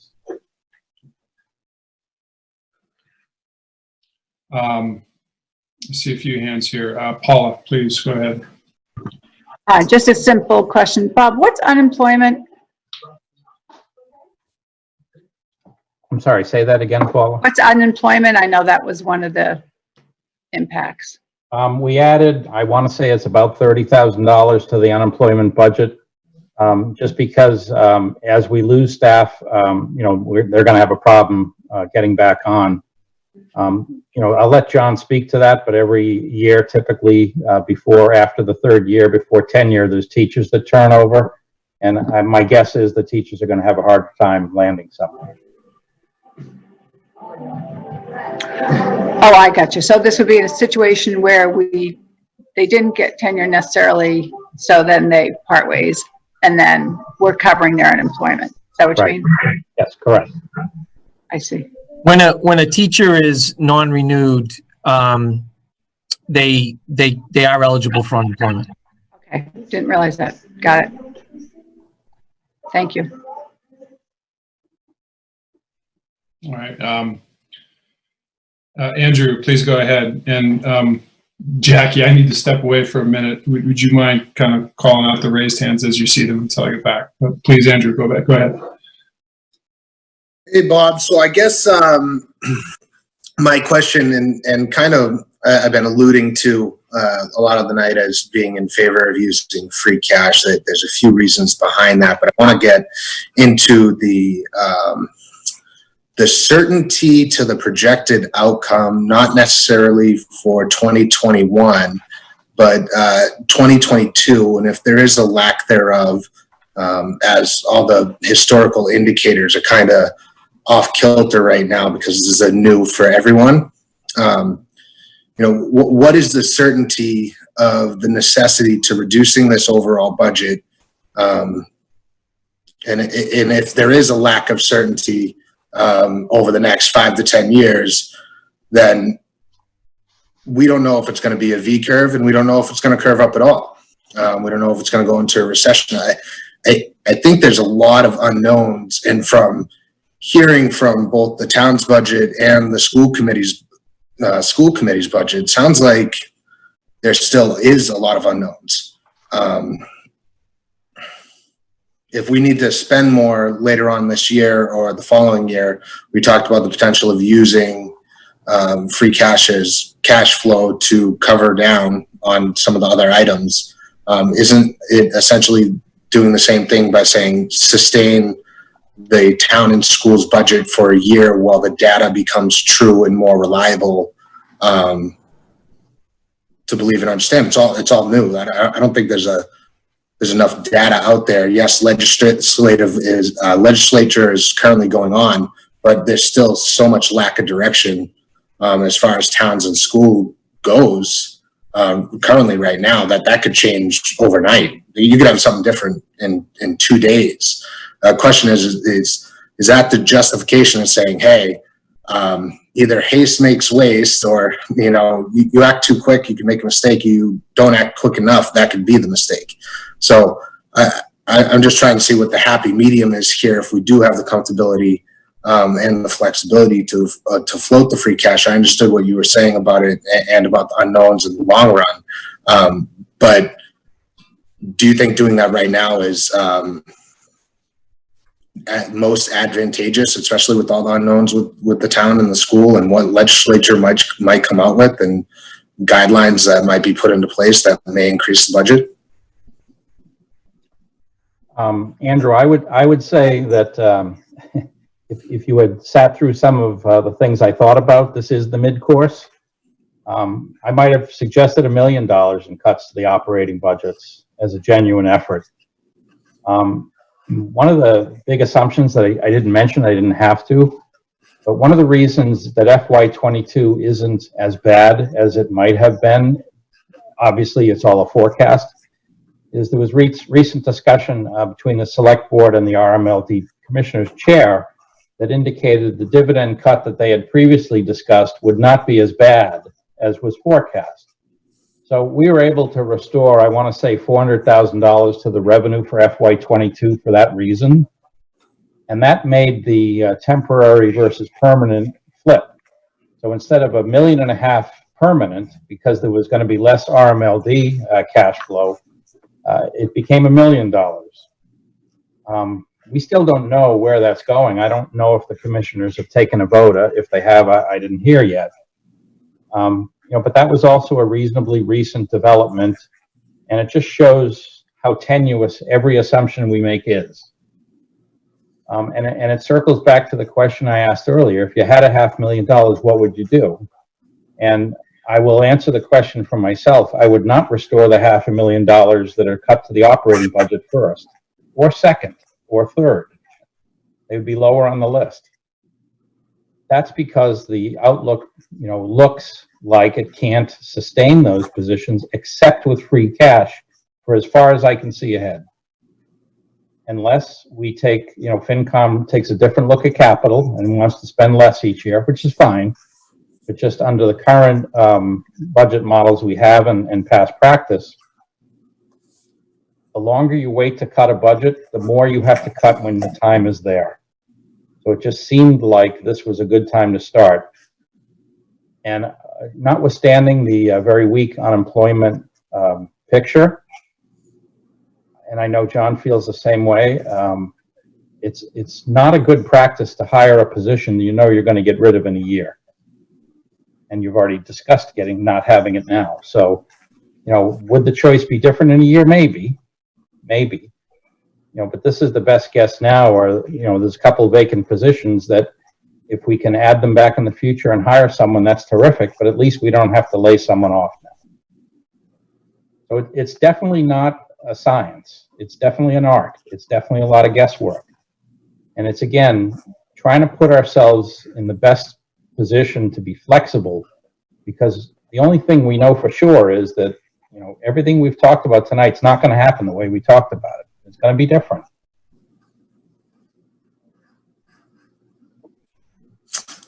Thank you, Bob.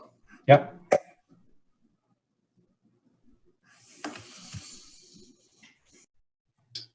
Thanks, Andrew. Nick, please go ahead. Thanks, Eric. So Bob, again, two questions. One is just thinking about how we use, how we generate free cash or regenerate it, right? So if in this budget, we collectively miss high, right? We put too much money into something and it costs less, we end up creating more free cash next budget cycle, right? Yep, right. And if we miss low, then can the town manager reallocate funds within line items that town meeting approved? Do you have flexibility to do that? Within a given line item, yes, but not between line items. Right. So that's the other thing to think about here as we make these cuts, is retaining the flexibility. I get there's always a possibility. I mean, we'll know more in November. We'll hopefully have a town meeting at that point where you can address anywhere where we miss low, right? And we really need it.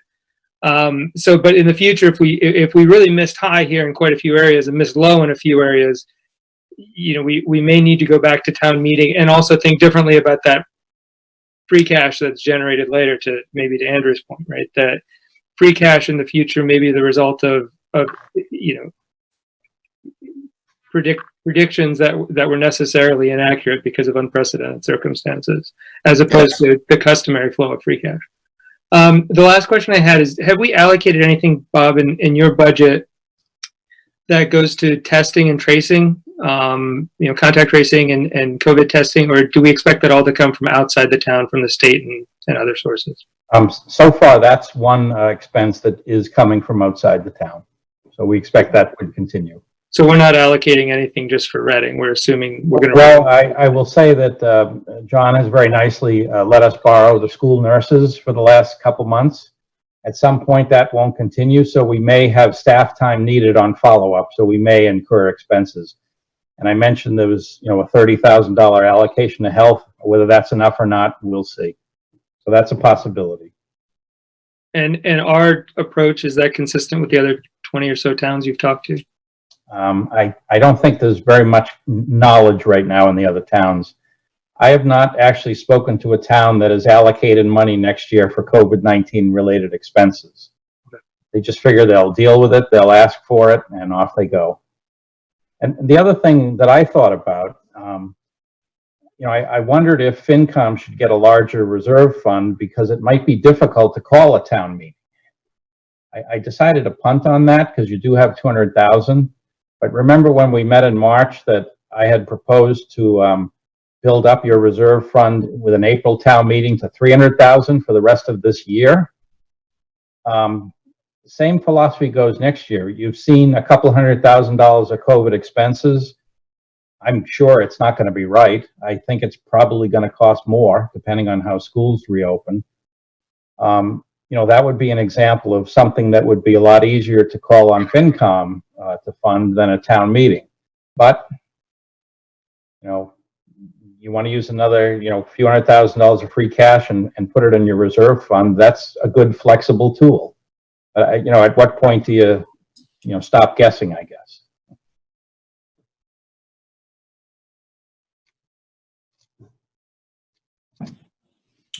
Nick, you all set? That's good. I like the idea of having the flexibility built in across town, FinCom, and schools that we need. The uncertainty is sky high, as Chuck said. It is raining. We don't know if it's going to rain for a year, a month, 2 years. We have no idea. And so to the extent that we can give the town, the schools, and the finance committee the tools needed to address uncertainty, even if we recommended a town meeting, and I don't know if this can be done, but some intermediate ground where there's certain guidance limitations, instructional motions, I know those are non-binding, to increase a reserve in different places, maybe with finance committee, maybe built into the budget elsewhere. It sounds like Bob and school committee very, very thoughtful in their budgets, but that idea of a limited COVID only bucket for whoever needs it when they need it, if we need it, I like that idea. I'm just not sure how best to build that.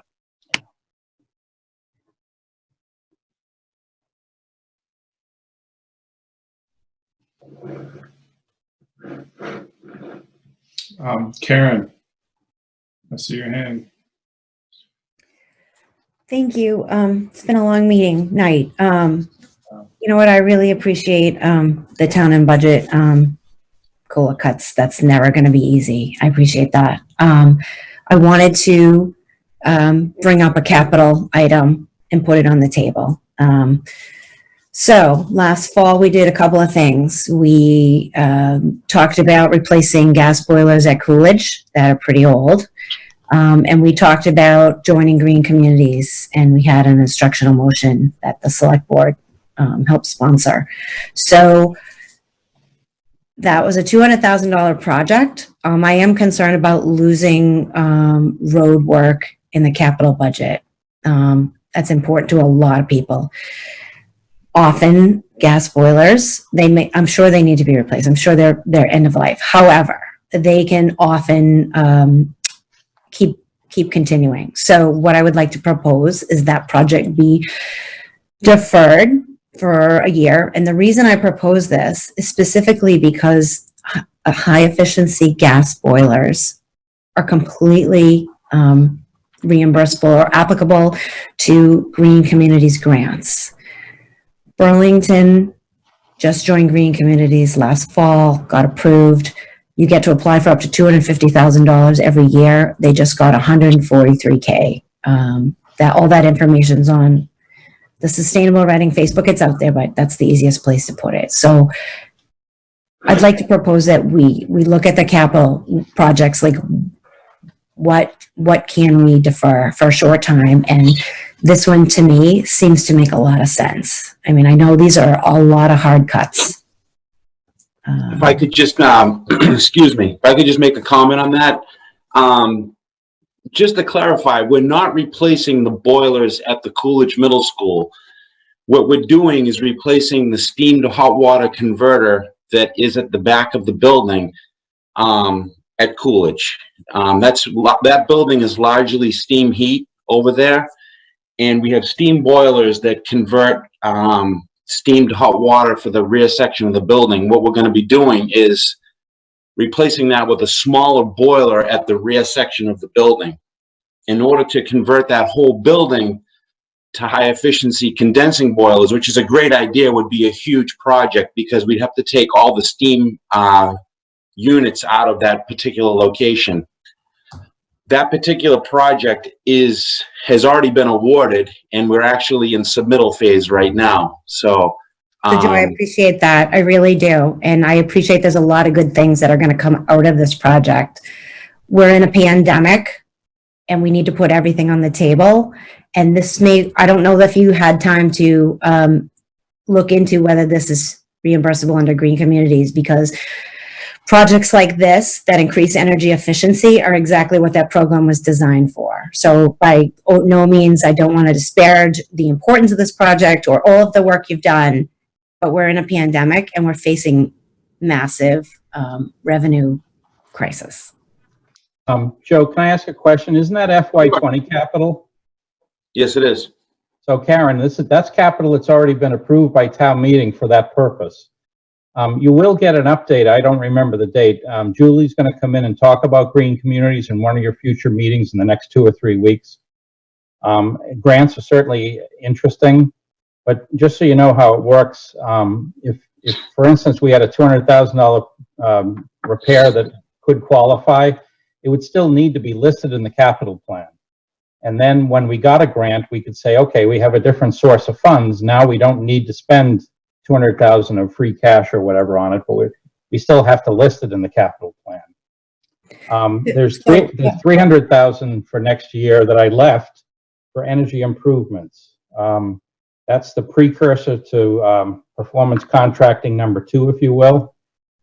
That's right. I didn't want to cut that, and I think it's for all the reasons that you mentioned. It would have been easy to cut and push that out a year, but I think we do want to hop on this and do want to make the improvements.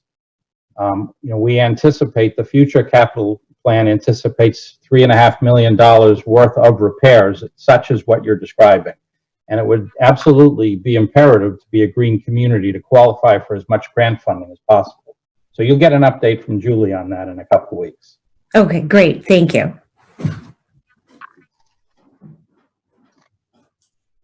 All set, Karen? Yep. Thank you. Ed, please go ahead. Oh, thanks, Eric. Actually, I think Bob, you might have answered most. I think Nick asked the big, kind of crux of my question around, free cash. But I have one kind of clarifying piece, and I think it might be on that slide 19, and we don't necessarily need to go to it. But as it relates to free cash, Bob, you're also making the assumption, and I think you kind of already talked about this, throughout the discussion tonight, but you're also projecting that we're going to generate less free cash in the out years as well, or the potential that that's going to get, kind of impacted adversely, given, certain types of projections, specifically around, state aid. Correct? I'll reword it. I'm not sure if I'm going to say what you just asked, but FinCom has generally had a rule of thumb of, it's okay to use $1 million in free cash because that's what's regenerated quite easily. We can't afford, with all that we know now, to cut down from $1.75 million if the model tonight works to $1 million next year. We couldn't possibly afford that. So I've scaled down from $1.75 million to $1 million over 4 or 5 years. That doesn't really speak to how much free cash will be regenerated. We don't really know. But it just speaks to, a long-term FinCom objective is of try to use just $1 million. And maybe that should change. I don't know. But if we were to try to go from $1.75 million to $1 million in 1 year, that's, $750,000 of other revenue you need or a cut you need to make. And that's why when you use free cash, you just got to plan the next year and the year after a little carefully. You can do anything in 1 year. Make no mistake about it. You just have to be a little forward thinking when you do, though. Thanks.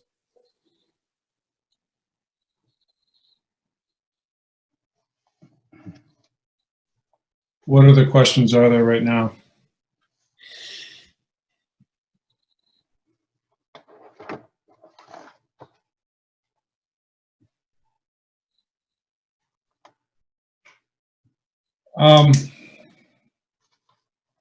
Bob, when we vote, are we voting just the affected line items? No, Eric, I thought it would be simpler for you to just revote the whole darn thing. Yeah, okay. Last time, my recollection is you moved, for instance, line B99 to F99, so you did it in groups, 3 groups. That's right. It'd be a lot simpler to just, do the same thing again. Okay, so I'm trying to figure out the way ahead here. I still think there's some substantive discussion to have as the Finance Committee prepares for the vote. I also know that we're posted for Thursday. Right. But I believe the school committee is also posted for Thursday. That's true. That's correct. I'm just trying to weigh the late hour against, wanting to, not wanting to, move an important discussion to a night when the school committee might not be able to join, to contribute their thoughts. Bob, could we chat about the timing a little bit? Town meeting is now June 15th. June 15th. Right. So my objective, my idea was to try to get a physical warrant in town meeting members' hands by delivery 3 weeks before then. The charter says 2 weeks. If we had to do 2 weeks, we do 2 weeks. Normally it takes 3-4 days to turn around a printing job. We figure that's probably longer now, especially because no one can come in the building. So it just backed out that FinCom could vote as late as next Monday, and it would be tight, but it might be manageable. If you vote this week, I think town meeting members will definitely have more than 2 weeks to review this. Now, will they? I don't know. But I do know that there's a number of them that have approached me that they're not interested that the budget and the warrant are online. They're interested in having a hard copy, and I understand that. I understand that too. I consider myself somewhat digitally savvy, but more than most, but I love a paper copy as well. So then, Sorry, it looks like Paula has a question. oh, thank you, Jackie. Paula, please go ahead. And don't worry about raising the hands at this point. Let's just have at it. I was just thinking, because I know it's a tricky timeline, but this is a lot of information for us to process. Yeah. I think it's the right thing for us to schedule another night for a vote, because we're worried about giving them 2 to 3 weeks and we've just had days. So I think we've really got to do due diligence, and I'm not comfortable having a vote tonight. I totally agree. I think where I was coming from was, number one, whether to have some further discussion tonight, or even just, recognize the hour and all that we've digested and postpone any discussion, let alone the vote, to the 14th. But again, I'm recognizing that the school committee is posted for that night, and so then now I'm just considering, should we even postpone to the 18th? And I'm not sure, has anybody else posted that night? School committee, select board, any other town conflicts if we did the 18th? I'm gonna look. I don't think so. Not schools. So then and again, we're trying to thread a needle here, right? I fully appreciate that we need to get it into hard copies available to town meeting members in a reasonable time frame. If we took the vote the 18th, it could be at the latest the 29th. We feel comfortable we could get it into their hands before the 2-week deadline. Yeah, I think so. Also, remember that the FinCom chair has to write up some sort of a report this year in time for the packet. At least that was the request from the moderator.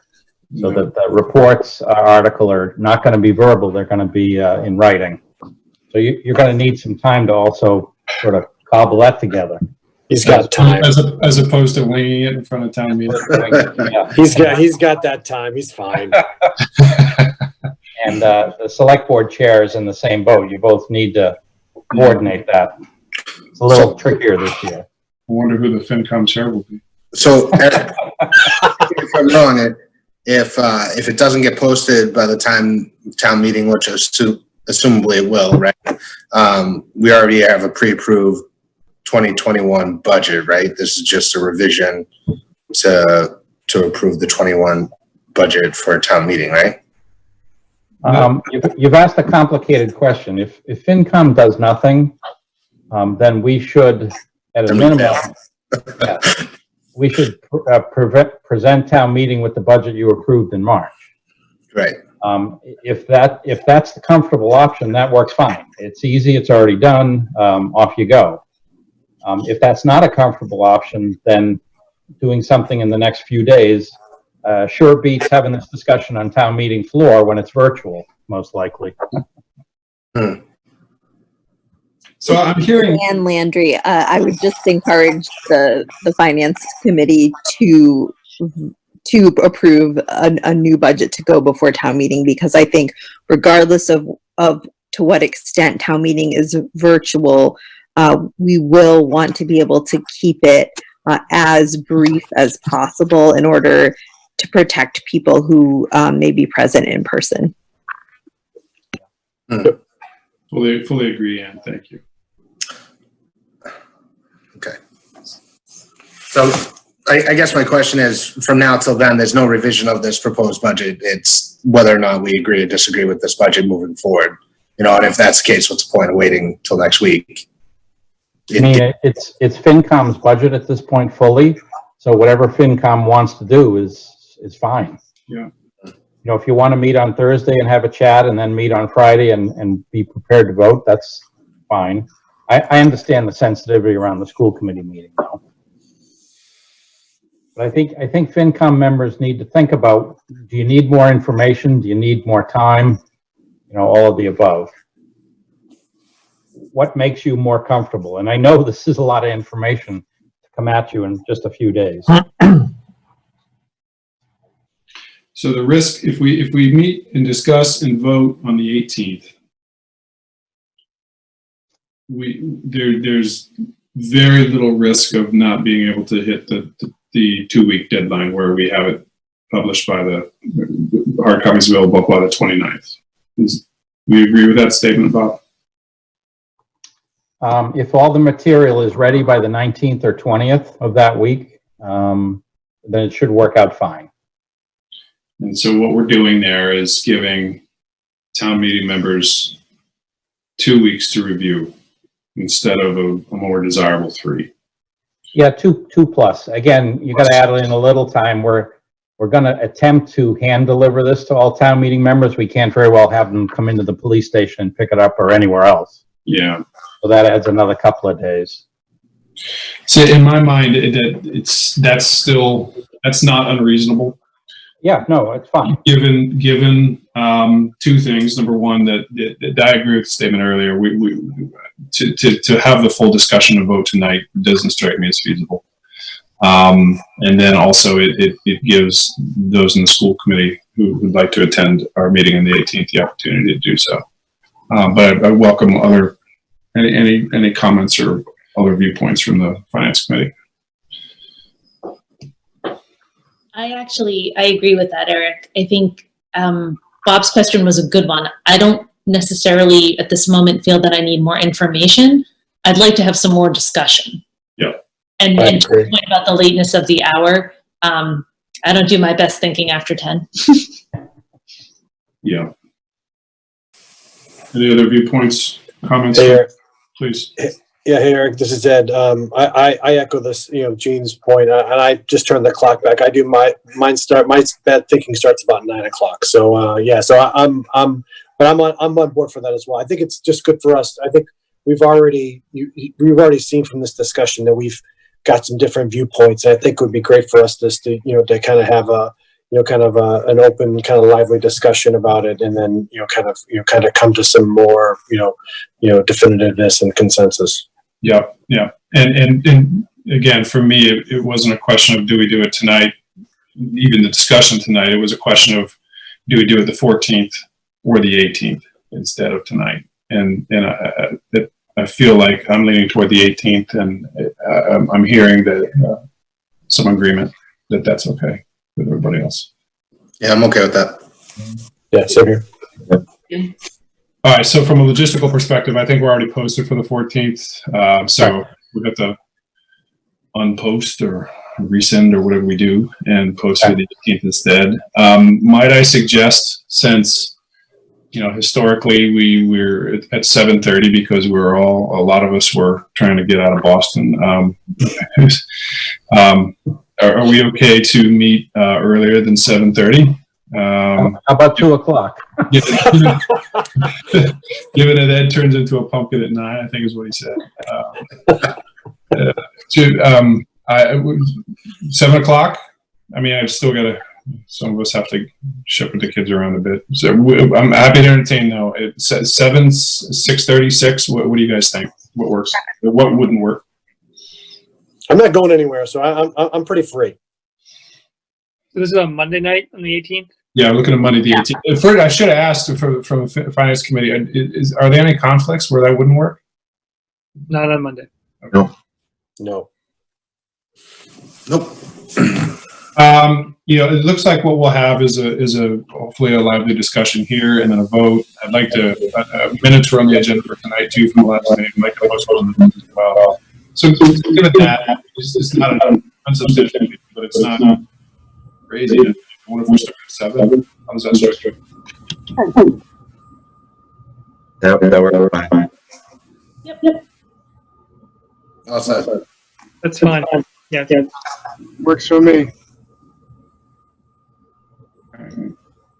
Eric, just so I can say out loud, I don't think we need to review the enterprise fund budgets, but there are changes there. And you will have to revote some of the articles at town meeting. Again, that's not complicated. Thanks. I'm getting a weird echo now. I don't know if anybody else. Yeah, I am too. Me too.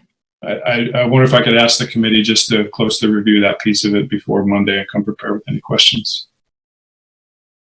Okay. And please, if anyone has any questions, send them along. Right. Yeah, Eric, you mind sending out a reminder? You don't mind? Absolutely. You're absolutely not. I don't mind. Okay. Any other questions or comments before I close with a couple comments from anybody on the call?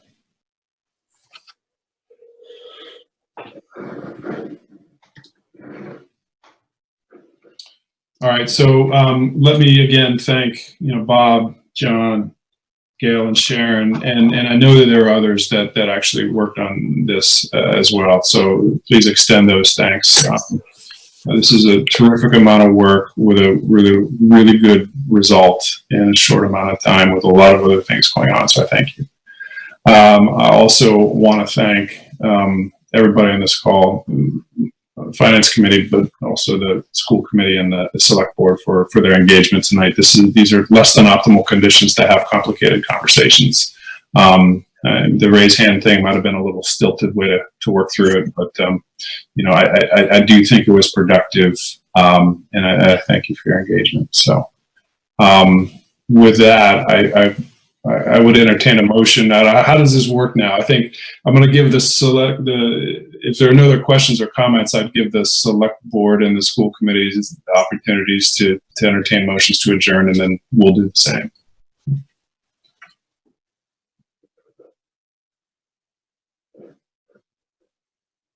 Does anyone have a motion? They want to hang on. I'll make a motion to adjourn. Second, John Parks. Aaron, Aye. does this have to be roll call? Yeah. I think so. Sean, Aye. Tom, Aye. Chuck, aye. Carla, Aye. we're adjourned. Thank you. Select board, please. Ann, are you still on? Or you want me to do it? Or I'll do it. Motion to adjourn the select board meeting. Second? All right. I don't know who else is on, but I'll do a roll call. Karen? Aye. Vanessa? Aye. Ann? Nope. And Carlos, aye. We are adjourned. Thank you. Thank you. I entertain a motion. Oh, thank you all. I've lost sound here. I don't know if anyone can hear me, but I certainly vote to adjourn if that's what's happening. Nope, we voted to keep going for 2 more hours. Sorry. Yeah, and you're still on. You're gonna have to hang on here. I think I need a motion from the finance committee. I got it. So Zed, move to adjourn the 5/12 Finance Committee meeting. Second. All right, anyway, list the names. Andrew. Aye. Ed. Aye. Dan. Aye. Jean. Yes. Nick. Yes. I'm sorry, who am I missing? I'm trying to scroll down. What's that? Paula. Paula, my God, Paula. She's gone anyways. Yeah, and it is a yes, so we are adjourned. Thank you all very much, and we will talk to you soon. Thank you. Thanks, Eric. Good night. Thank you.